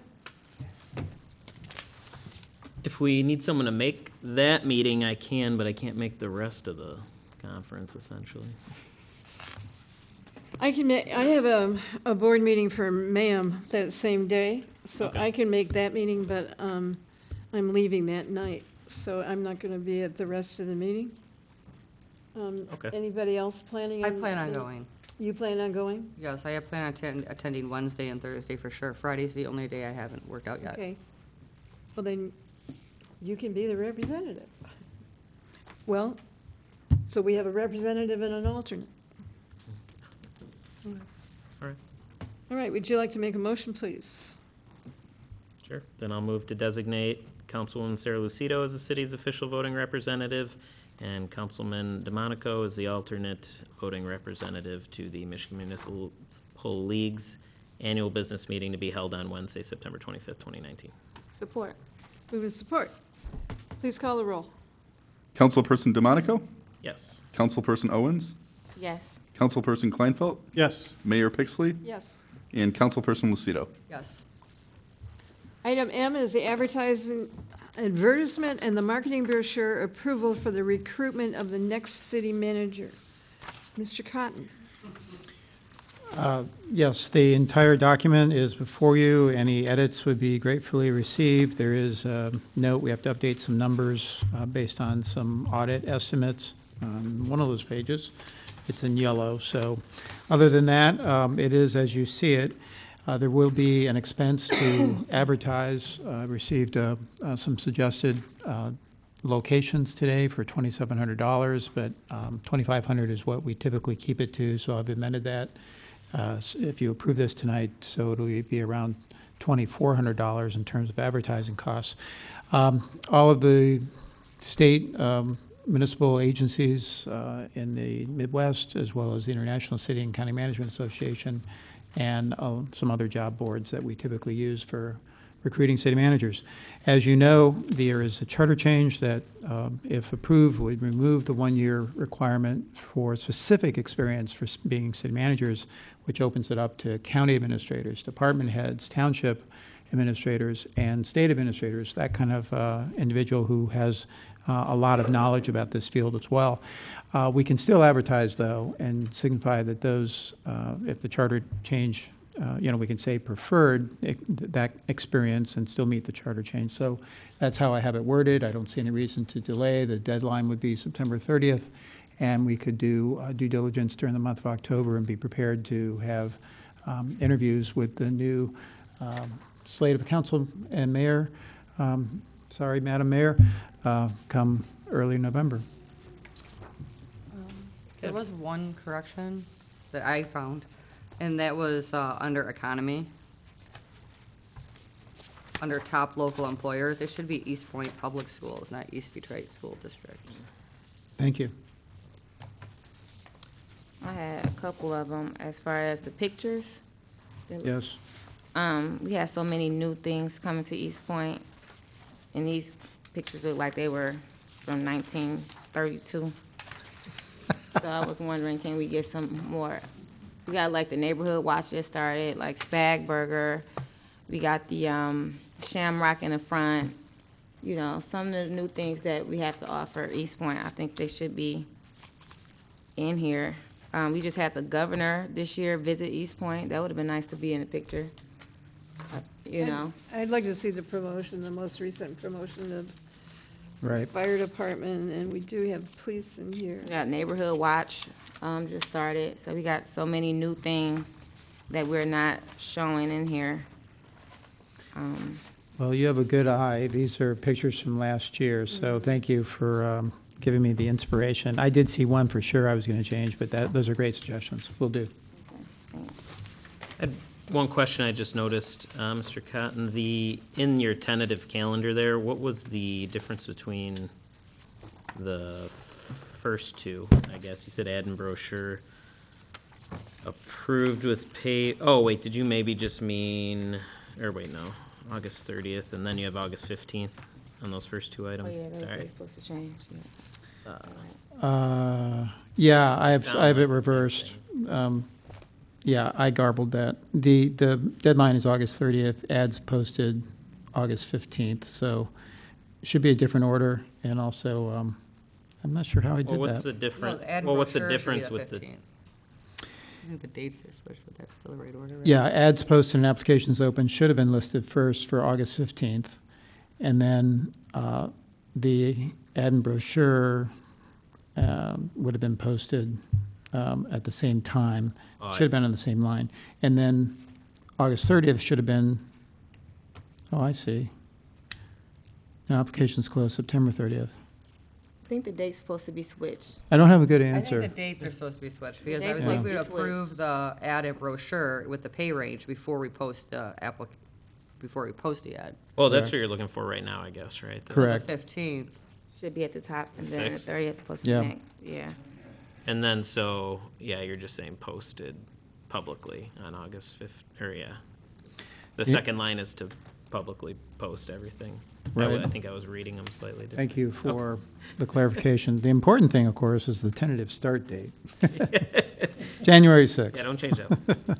And then on here, also talk about the festivals. I don't know if I've been to or it been announced about the Aaron Halfway Days Living History Festival. When was that? It was a long time ago. Oh, okay, I wasn't invited to that, so. Or do we still should Once- put that on? As soon as the city required $500, required insurance that cost $500, then we could no longer do it. But the last time we did it was in 2002. So it's a little bit outdated. Yeah, it's kind of outdated. You were in grade school, council notes. I was in grade school, yeah, I wasn't invited to that. And the Afro-American, change it to African-American, maybe? Oh, yes. Will do. Thank you. Thank you.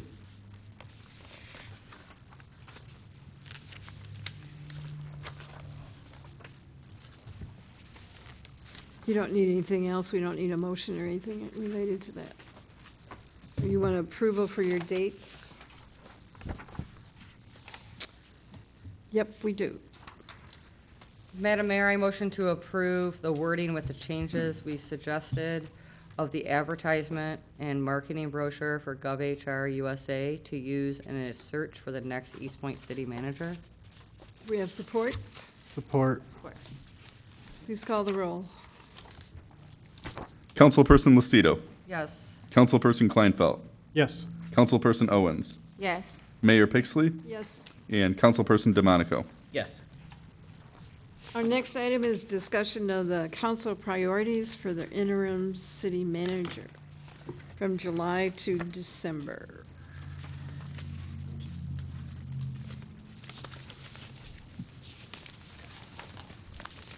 Mr. Cotton, want to start this one? Mr. Cotton, that would be your topic. I wanted some ideas to whether I was getting my arms around some of the things you wanted to have begun anyway and maybe achieved. So ranked choice voting, of course, Brian Fairbrother is, and his team is well aware of that and working and doing everything right.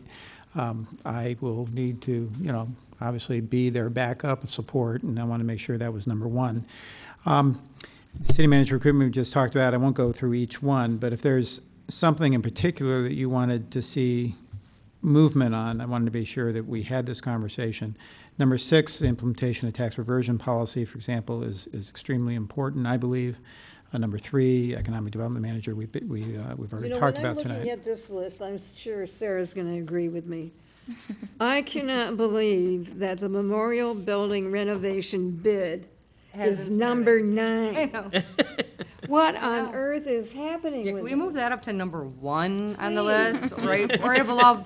Right below completion of new ranked choice voting, because I feel like we approved that 6 months ago. Otherwise, it is going to go another 9 years before we get that I- building fixed, and that is insane. I totally agree. I was just having this discussion today. I am flanked by both of you saying that, so there's actually no dispute on my part. And the creation of a Eastpointe-specific non-motorized plan, we have in the past brought that to council, so that information is out there, and you could probably move that right on up. And then the recommendation of a land option agreement for the replacement of police department and financing plan. I think that is something that we can kind of put on the back burner right now.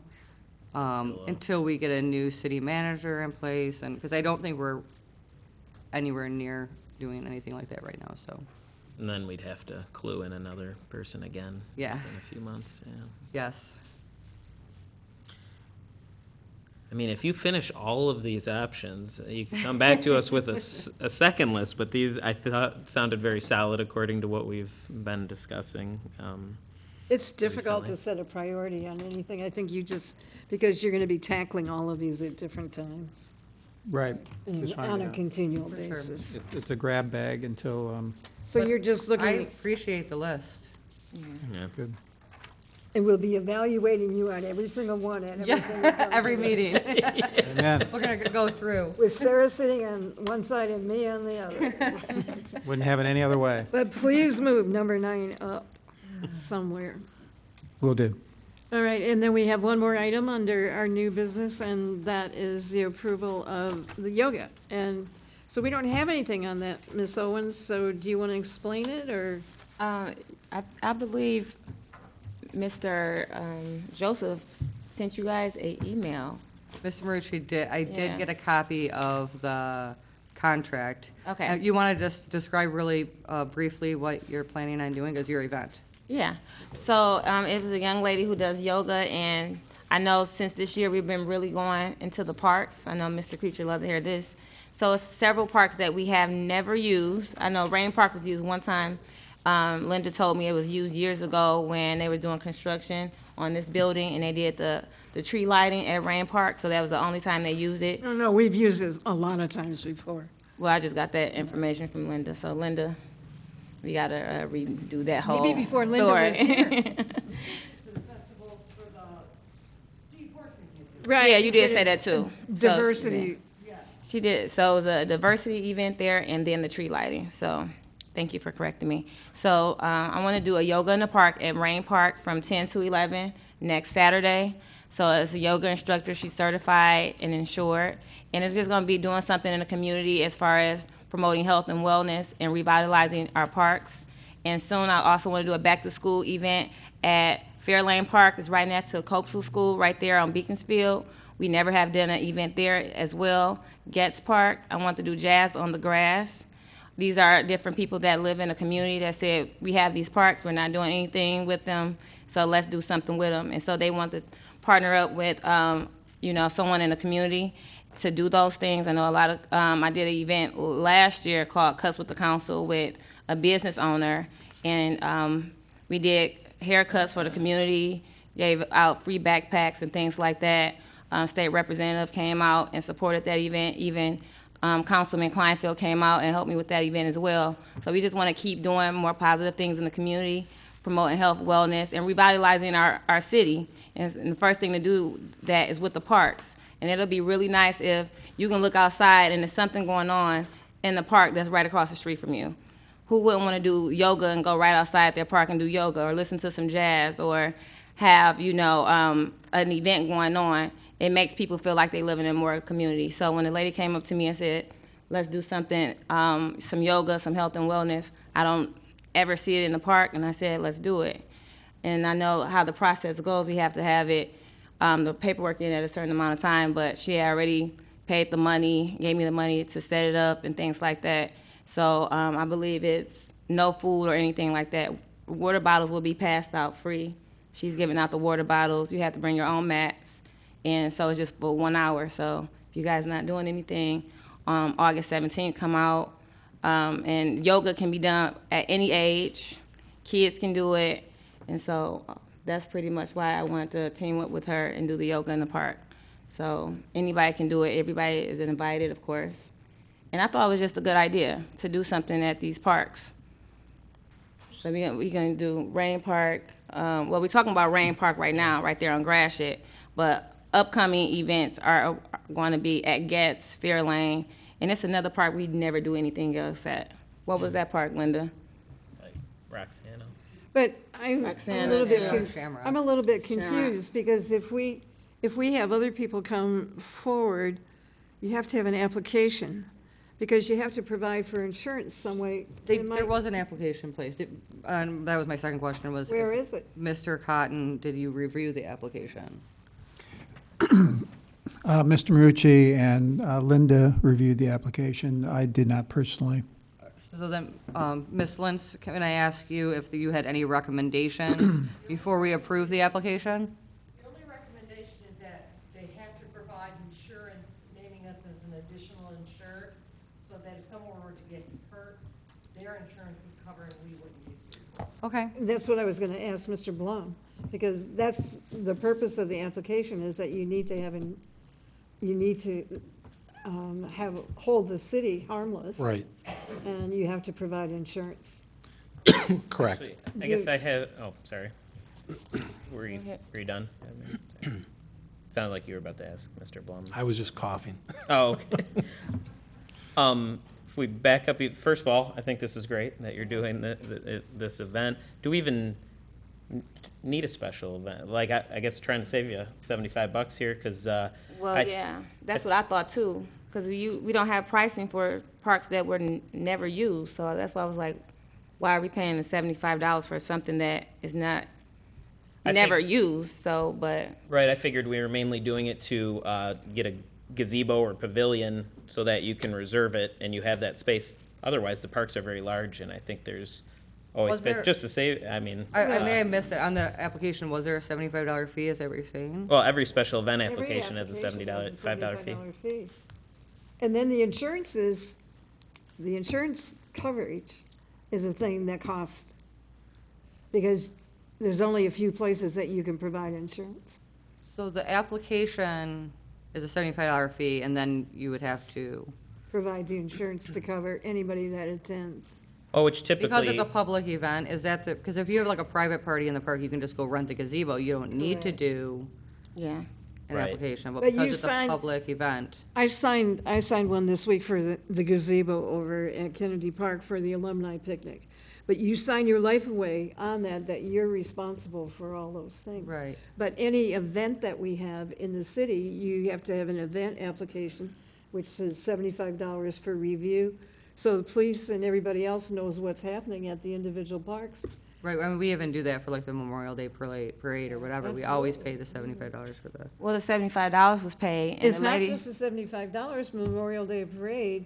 Right. They also pay for the insurance for anything and get the hold harmless.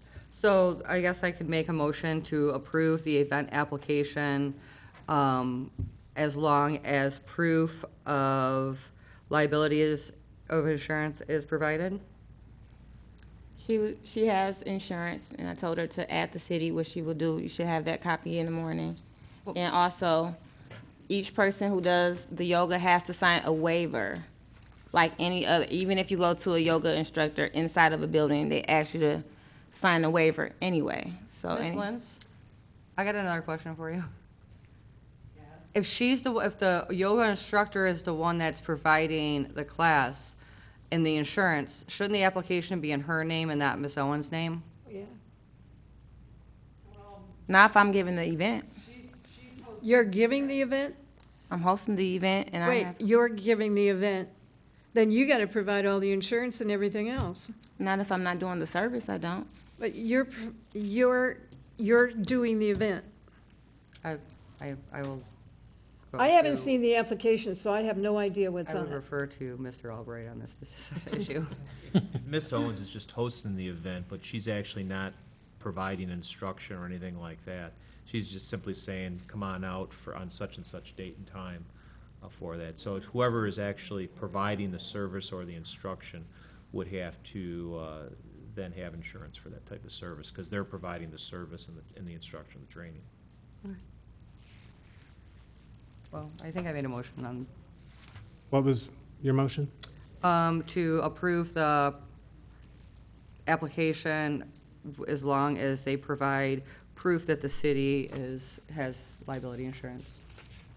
I will support that.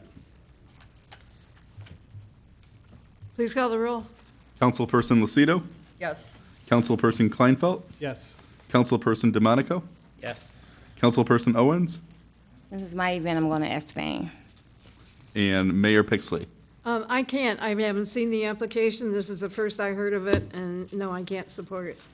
And It's nothing against you, it's that I haven't seen the application, I don't know anything about the individual, and we don't see anything that she's providing any insurance, and I know you gave those provisions, but I don't see it, and I can't approve it.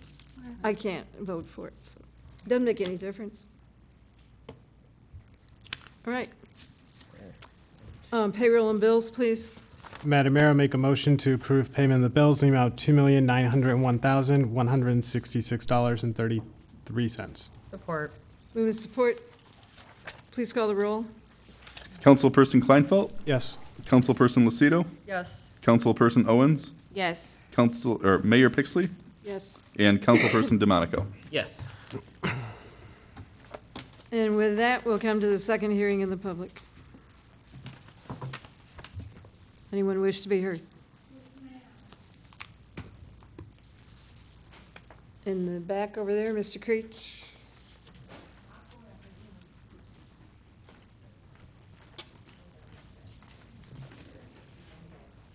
Thank you, Madam Mayor and Council. And Monique, I'm glad you brought this up for the parks, because I tell you, at the present time, I've got I don't know what you want to call it. It's just a total mess. I'm working with 3 situations here. I'm working with the Roseville Rec. I'm trying to work with our Parks Department, and I'm trying to work with Joe. And then again, too, I got Mr. Cotton involved in all this. At the present time, with all these people, with all these people involved in our parks, and with what I'm trying to collaborate, I don't know what really a word to use, to tell you the truth. I'm getting there, but it's sure taken a long time. Like right now, at the present time, when Mr. Cotton was there, he's seen when I put down sand on this court, it's the only way this court's going to work. If you try just using the paint, and the courts haven't been prepped or primed. So the same thing about it, I can still use the courts if I put down some kind of a sand or something on them, but without them, you can't use them at all. Well, now we're getting to the point where we're starting to buy equipment. We have the shuffleboard equipment. I bought the pickleball equipment. I mean, the same difference, not to the whole back, and they said, the rec says, don't do this, don't do this, don't do this. I would rather buy the equipment and have it there, because our timing, we just keep holding back and holding back and holding back. I want to bring the kids. I want to bring the adults. I want to bring the residents. I want to do like you, Monique. I want to bring the people back to our parks. I want to give them something to do. And the same thing about it, they're seeing a little bit at a time. But there again, too, somewhere along the line, I'm not trying to do this again, too, because now everybody will say, I'm at the point I can't go to the Parks Department anymore. I've got an injunction against me.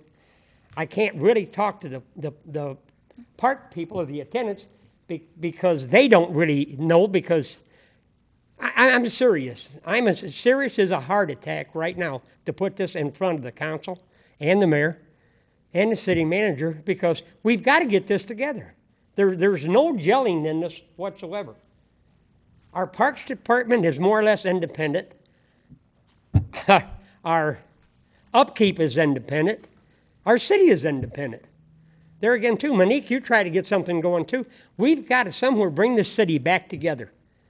I don't know what it's going to take. Actually, as I said before, too, we know we need it, and we know we need it bad. I've been working at it this is my 3rd year working on our parks, just to try to get it back together so the kids and the adults and everybody can really enjoy them. And yet, I'm not getting actually a road map or road signs. But no one knows, or let's put it this way. No one wants to outstep their bounds to the point, and that's why I keep getting in trouble. If I'm not there, the equipment can't go out because there's no one there either to sign it out or be there in time to get it back. And now I seen Joe finally got some signs, and he put them over at Spinner, but he put them up by the shuffleboard, but there's no shuffleboard equipment over there yet. And we've got horseshoe signs. But as I said, how do I want to put this? There's no continuity in our Parks Department, hardly whatsoever, as far as our designing is going or our anything is going. No one knows exactly how our parks are run. And I'm here I'm asking any question up here. You're all council. we've had, I know, Cardi, we've had, you know, excuse me for saying this, we've had our talks. Monique, we've had our talks. Mike, everybody here has had our talks. I would love to be able to get this to all work together. Mr. Cotton come out of this, say it was great. He come out and he looked at our board. But if we do not right now get some kind of fencing around our shuffleboards at our parks, without me putting the sand on them, they won't work. I don't want anybody hurt. And I can't leave the sand on there. And I want to make sure the parks attendants are not going to be responsible. They said there's only one of them. At one time, when I was... Mr. Creech, your time is up. Okay, I'm sorry. At one time, though, there was 2 young attendants, and they were there and they did their job. But thank you, Madam Mayor, for letting me talk, and thank you, Council, as I said. But we've definitely got a lot of work to do. I hope we can all work together and get it done. Thank you, sir.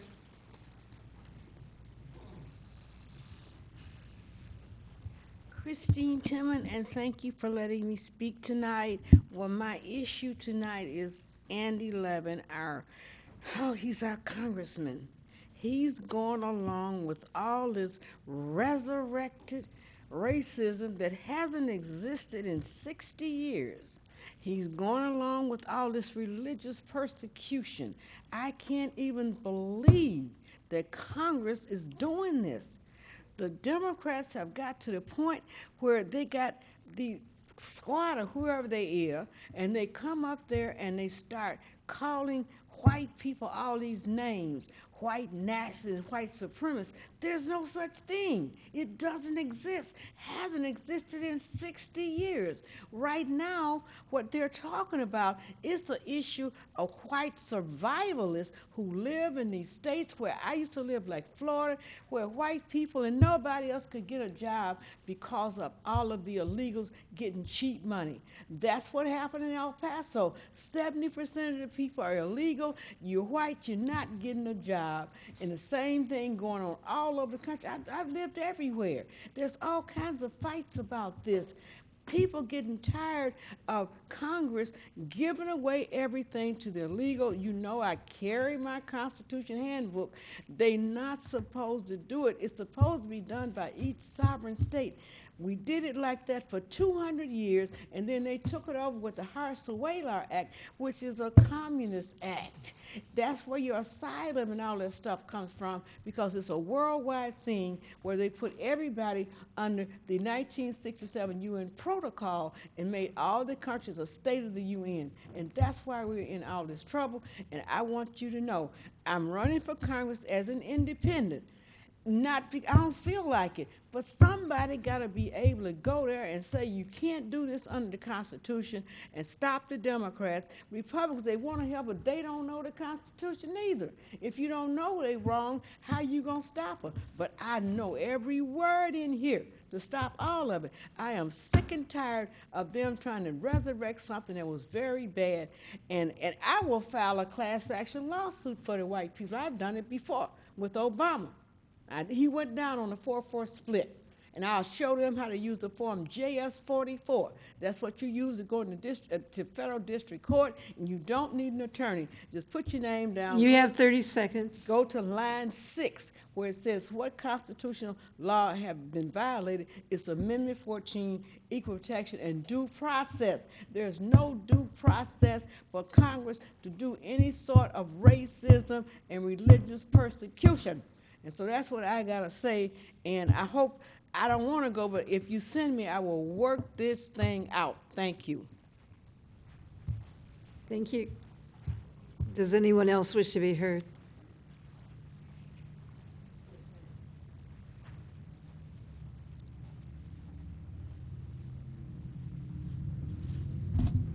Name's Larry Edwards, resident of Eastpointe. I'm sorry, sir, could you state your name? Larry Edwards, a Thank you. resident of Eastpointe. Thank you. As you were making replies to your agenda on tonight, there was issues and concerns that you had regarding the police raises. So if I'm just stating this for clarity, as far as the raises that was being given to the police, that was overridden by a judge rather than city council. Is that correct? It No, was sir. Huh? I can't The answer your The question. decision was overridden by a judge rather than city council? I can't answer your question. It's your turn to talk. We can Well, I address mean, your you know, question how afterwards. do we get answers to things? We can answer you when everybody is done talking. And the pay gap, does that bring about a pay gap from where it is now? Or does it bring it closer, or what, you know, these are questions I have. The marijuana ordinance and what have you, you stated that it was 500 feet, and for the school, it's 1,000 feet. Is those the only ordinance that pertain to? The sidewalk that's just been done, the warranty, what type of warranty is there? And I know for my personal residence and what have you, they did not even cut the roots down and put concrete back over it. What kind of warranty is going to be held for that and what have you? Has the water been tested? I mean, you know, we as residents, we need answers. And I don't see city council, no answers coming from none of y'all. You're just doing a lot of jargon and just talking over a lot of stuff, with not addressing nobody with anything, and whatever. And I think it's just time out for this, and I think this is the reason why we need new people to govern this here thing. Because this is not science rocket stuff. You have 30 seconds. You're timing me, but you didn't time some other people and Oh, whatever. I timed them. One person went on there for I don't know how long. But anyway, the other thing is, you made me forget my train of thought there and what have you. So that's it for now. Thank you. Thank you, Mr. Edwards. Anyone else wish to be heard? Anyone else? Anyone else? And seeing none, the second hearing in the public is closed. We'll move on to mayor and council reports, and let's start with Mr. Kleinfeld. Thank you, Madam Mayor. First, I want to say thank you to the people at Rare, Tony Lipinski, and everyone else who worked on the Sizzling Summer Nights. I had to go there early, and I couldn't stay very late, but it was already getting crowded when I was there, and it looked like a really nice event.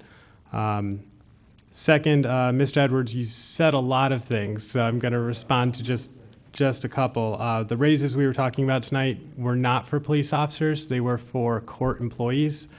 And it's not necessarily that the judge overruled council or vice versa. It's that the negotiations that occurred kind of just happened in a way that wasn't the normal way for looking at budget amendments, and that's what we were looking at tonight.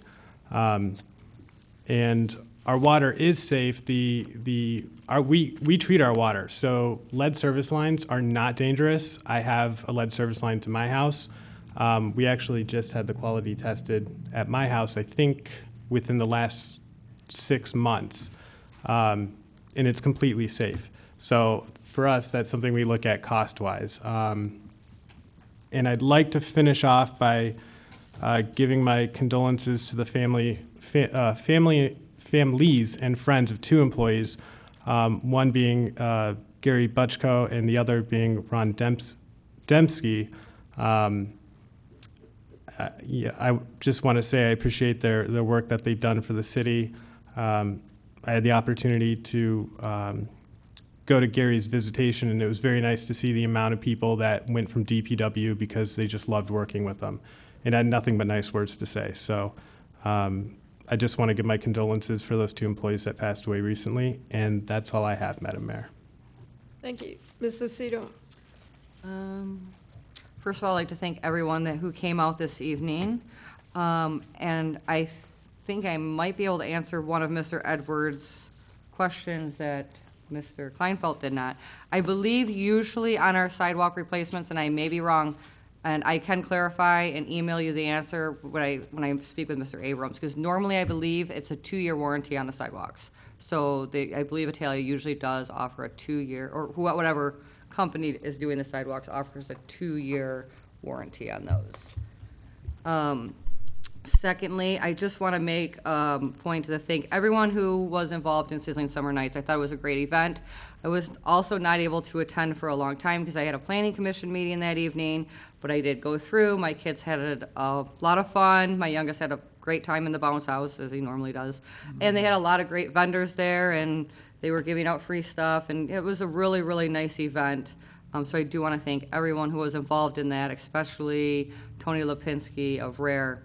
I also want to thank Gary Spasic from our Parks Commission because he spent the whole day there for the whole 4 hours passing out surveys for our Parks Master Plan. And he had no volunteers to help him, so he was stuck there all by himself, and he was in the sun and it was hot. So I really want to thank him for his dedication to the Parks Commission and for doing that for Rare. And with that said, if anyone has not filled out their survey for the master plan for the parks, I suggest that you do. You can go on the Rare website to fill it out there, or you can come to City Hall. I believe the library has them. Rare has them over in Roseville. You can pick up a paper copy if you don't have access to the internet. I would also like to give my condolences to Gary Buchko's family and Ron Demensky.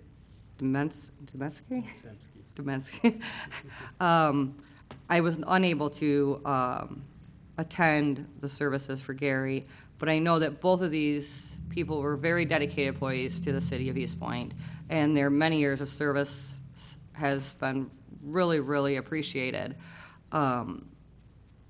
Especially Ron, because I know he would work with the residents a lot, and I would get so many compliments from him. So I know that he will be very well missed. And I think that's all I have for this evening. Okay, let's move on. Mr. DeMonico? Thanks, Madam Mayor. Yeah, first of all, condolences to Gary Butchko's family and friends, and to Ram Dembski's family and friends. And yeah, I know Mr. Dembski for sure did great work, and I remember I actually finally talk about him because I had received a code enforcement violation from him. They don't skip the city council people. So he does he did a very good job, and yeah, they'll both be missed.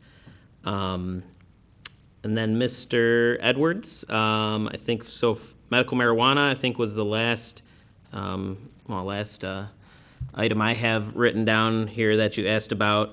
The information is in the agenda packet. We post them all on the website about what we talked about today, and then the next time it's on the agenda, we should have all the updates then from what we just talked about. So you should be able to see everything there. I think that you had questions about. Then next, Mr. Fairbrother, thank you for all your work, and everyone else. I know everyone's working on ranked choice voting. I'll be very excited to see that go successfully, and soon enough the whole community will know. And just again, so everyone hears it, Thursday, August 15th, 2019, 7 p.m. at Eastpointe City Hall. There will be an event for the community to come out and learn about ranked choice voting. So please come out to that. And then next, this weekend, I was able to attend my fraternity's convention in Kansas City, and it was very nice. And I think it kind of made me think of Eastpointe throughout the weekend, because we were just talking about the future, how we can help our new members be successful in college, be successful later in life. You know, alumni come back and help all the kids in college. And we talked about the future again today. Mr. Cotton had a very nice list of topics that we talk about. I think that was very good, and I was able to also visit the Illinois State Capitol on the way there and the Missouri one on the way back, so that was really nice. Unfortunately, not inside in Illinois, but in Missouri, though, and I thought it was quite interesting because all the representatives and senators have offices actually in the Capitol. That's not the same here in Michigan, so that was pretty interesting. And that was all I had, Madam Mayor. Thank you. Thank you. Ms. Owens? Thank you, Madam Mayor. First, I would like to thank everybody for coming out and staying with us. It's not that long, so that's a good thing this time. And I want to go through some of the things that's going on. And Well, first I want to say my condolences to those that we lost who work for the city. I know I really knew the guy who worked in the building department. I used to, because I come up here to the city hall every other day in the week, and I used to always see him. We would talk, and I wave at him. So when he passed away, it was really a surprise to me. And also want to thank everyone who had something to do with Sizzling Summer Nights. It was really nice. Me and my children love to go, every year. And like to also invite people to Yoga in the Park, August 17th, from 10 to 11 at Rain Park. Water will be provided, mats will not. And tomorrow, actually, we will have the neighborhood watch at 6:30. Director is going to be at Love Life, correct? Yes. It's going to be at Love Life Church on Topher. So make sure you come out if you haven't been already. We always have a nice crowd. If you haven't signed up yet, you can sign up tonight, or you can sign up tomorrow. You can also sign up to be a block captain tomorrow as well, and also get to know the officers that's in your section as well tomorrow. Also, this Sunday, it's a hairstylist company is doing an event at Spindler Park called Fun in the Park from 11 to 5 p.m. And so they're going to be giving out free backpacks and things for seniors and things and free food, bounce houses. And I was sent a letter in my email about this probably a month ago, and they want to do something for the community. He owns the hairstyling place right there on 10 Mile. It used to be, I can't think of it. It's an old hairstyling place right there on 10 Mile Road, but it's in Eastpointe. I can't think of his name, but the point is he's giving an event for the community at Spindler Park this Sunday from 11 to 5, and it's amazing what people are trying to do to bring back the parks and the community. So also, looking through this, on the 16th, correct me if I'm wrong, August 16th is a citywide garage sale that will be going from Friday through Saturday. So if you're trying to get rid of some of your items and things like that and want to make a nice little profit or things that's a good time to do it. And it's also a good way to meet your neighbors as well. So come out and get your stuff ready for the community citywide garage sale. Also, I will have my 4-H club meet at Cloverleaf. So if you have any children or grandchildren or anything like that, or you want to be a volunteer for the 4-H club that I started in Eastpointe called Eastpointe Clever Clovers. I didn't really get to do anything with them this summer. I was out of town a lot and things like that. And so I want to get them back, together for the school year. So we'll be meeting at Cloverleaf restaurant right there on Gratiot. She always sponsors the food for the Cloverleaf Club. And also we will be going to see Little Mermaid in Warren. So I just want to do something for the community and get the kids. I think Sarah Lucido's son is part of the 4-H program as well. So just letting you know, too, that we're having an event this Saturday as well. So just continue to be a part of the community. Come out. I'm kind of tired. I went to Warren and I went to St. Clair Shores and did some polling for a couple people to give my support because the people who are our leaders in our surrounding cities is just as important to me as the people who's in the city of Eastpointe. So that's all I have, Madam Mayor. Thank you. All right. I was out of town last week at the mayor's conference, so I missed Sizzling Summer Night, but that's one of my very favorite events because I think that it brings people from Eastpointe and Roseville together. It's a great time. It's a great family event, and they had a lot of really good sponsors, and I know it was really good because I had to be at Rare the following afternoon, and everybody looked totally exhausted, so I knew it had to be a really good event. And I've seen lots of pictures, and it just looked like all the kids were having a great time, lots of bounce houses. So I don't have too much, except the mayor's conference was extremely interesting. There were like 50 mayors from across the state of Michigan. What's so interesting to me is that the mayors of the small towns always go to these events. And I think Barb Dempsey and I were the only two mayors from the state, from Macomb County. And I don't think, there was only one from Trenton from Wayne County. And it's really a shame because the events and the classes and everything was really good. One of the best things If you have not been to Port Huron recently, you owe it to yourself to go up to Port Huron and have a bite to eat and go downtown. And one of the speakers spent about an hour talking about all the grants, all the different types of funding that they did to improve all the buildings. And those are the types of things that economic planners and developers need to know, and they can put that in place. And if they can do all those wonderful things in Port Huron, you know that we could do some of the things here. If you go to Port Huron, please look at the transit center, because the transit center is what we had a goal to do up at 8 Mile Road in Gratiot quite a few years ago, when Brown College came from Toronto. That was one of their big suggestions. And the more often you go up to 8 Mile Road and you look at it, particularly in the winter, and you look at all the casualties and things that happen, I think that's one of the targets that we need to do when we get a economic planner and developer.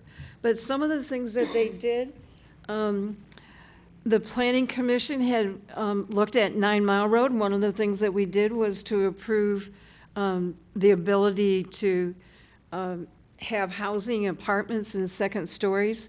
And one of the interesting things about Port Huron was the fact that the downtown area was lagging. They couldn't get a lot of foot traffic. And what they decided to do is just try a principle that other locations had done by allowing lodging on the second floor. And they put in a lot of small one-bedroom apartments or co-ops or whatever, and all of a sudden, all the traffic came back, the foot traffic came back, and Sperry's is now a theater, and another building is now a theater. They're opening the Harrington Hotel.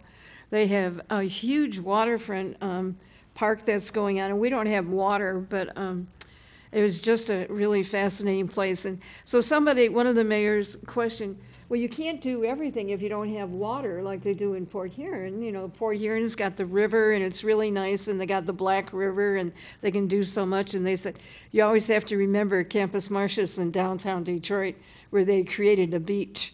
And I'm thinking, yeah, we could have a beach somewhere. Anyway, it was a really good, very important meeting.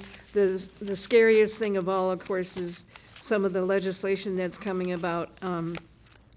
I took the liberty of making sure that we get our opt-out on recreational marijuana. It has got to be at the right person up in Lansing, or else anybody that has a medical marijuana license can come and set it up anywhere in your city. So I think we have all that information up there. All right, that's all I have. It's 9:30 and we don't have a closed session. Isn't that wonderful? All right, I'll entertain a motion, please, for adjournment. I motion to adjourn. Support. Move and support. Please call the roll. Councilperson Kleinfeld, Yes. Councilperson Owens, Yes. Mayor Pixley, Yes. Councilperson DeMonico, Yeah. and Councilperson Lucido. Yes. I have one other thing. I'm sorry, but I forgot. I wanted to compliment you and all the work that you've done to get the ranked choice voting go. And the two girls in the clerk's office, they have done an outstanding job. So Thank you. I wanted to publicly thank you. All right, meeting is adjourned at 9:30. You're Mr. Cotton.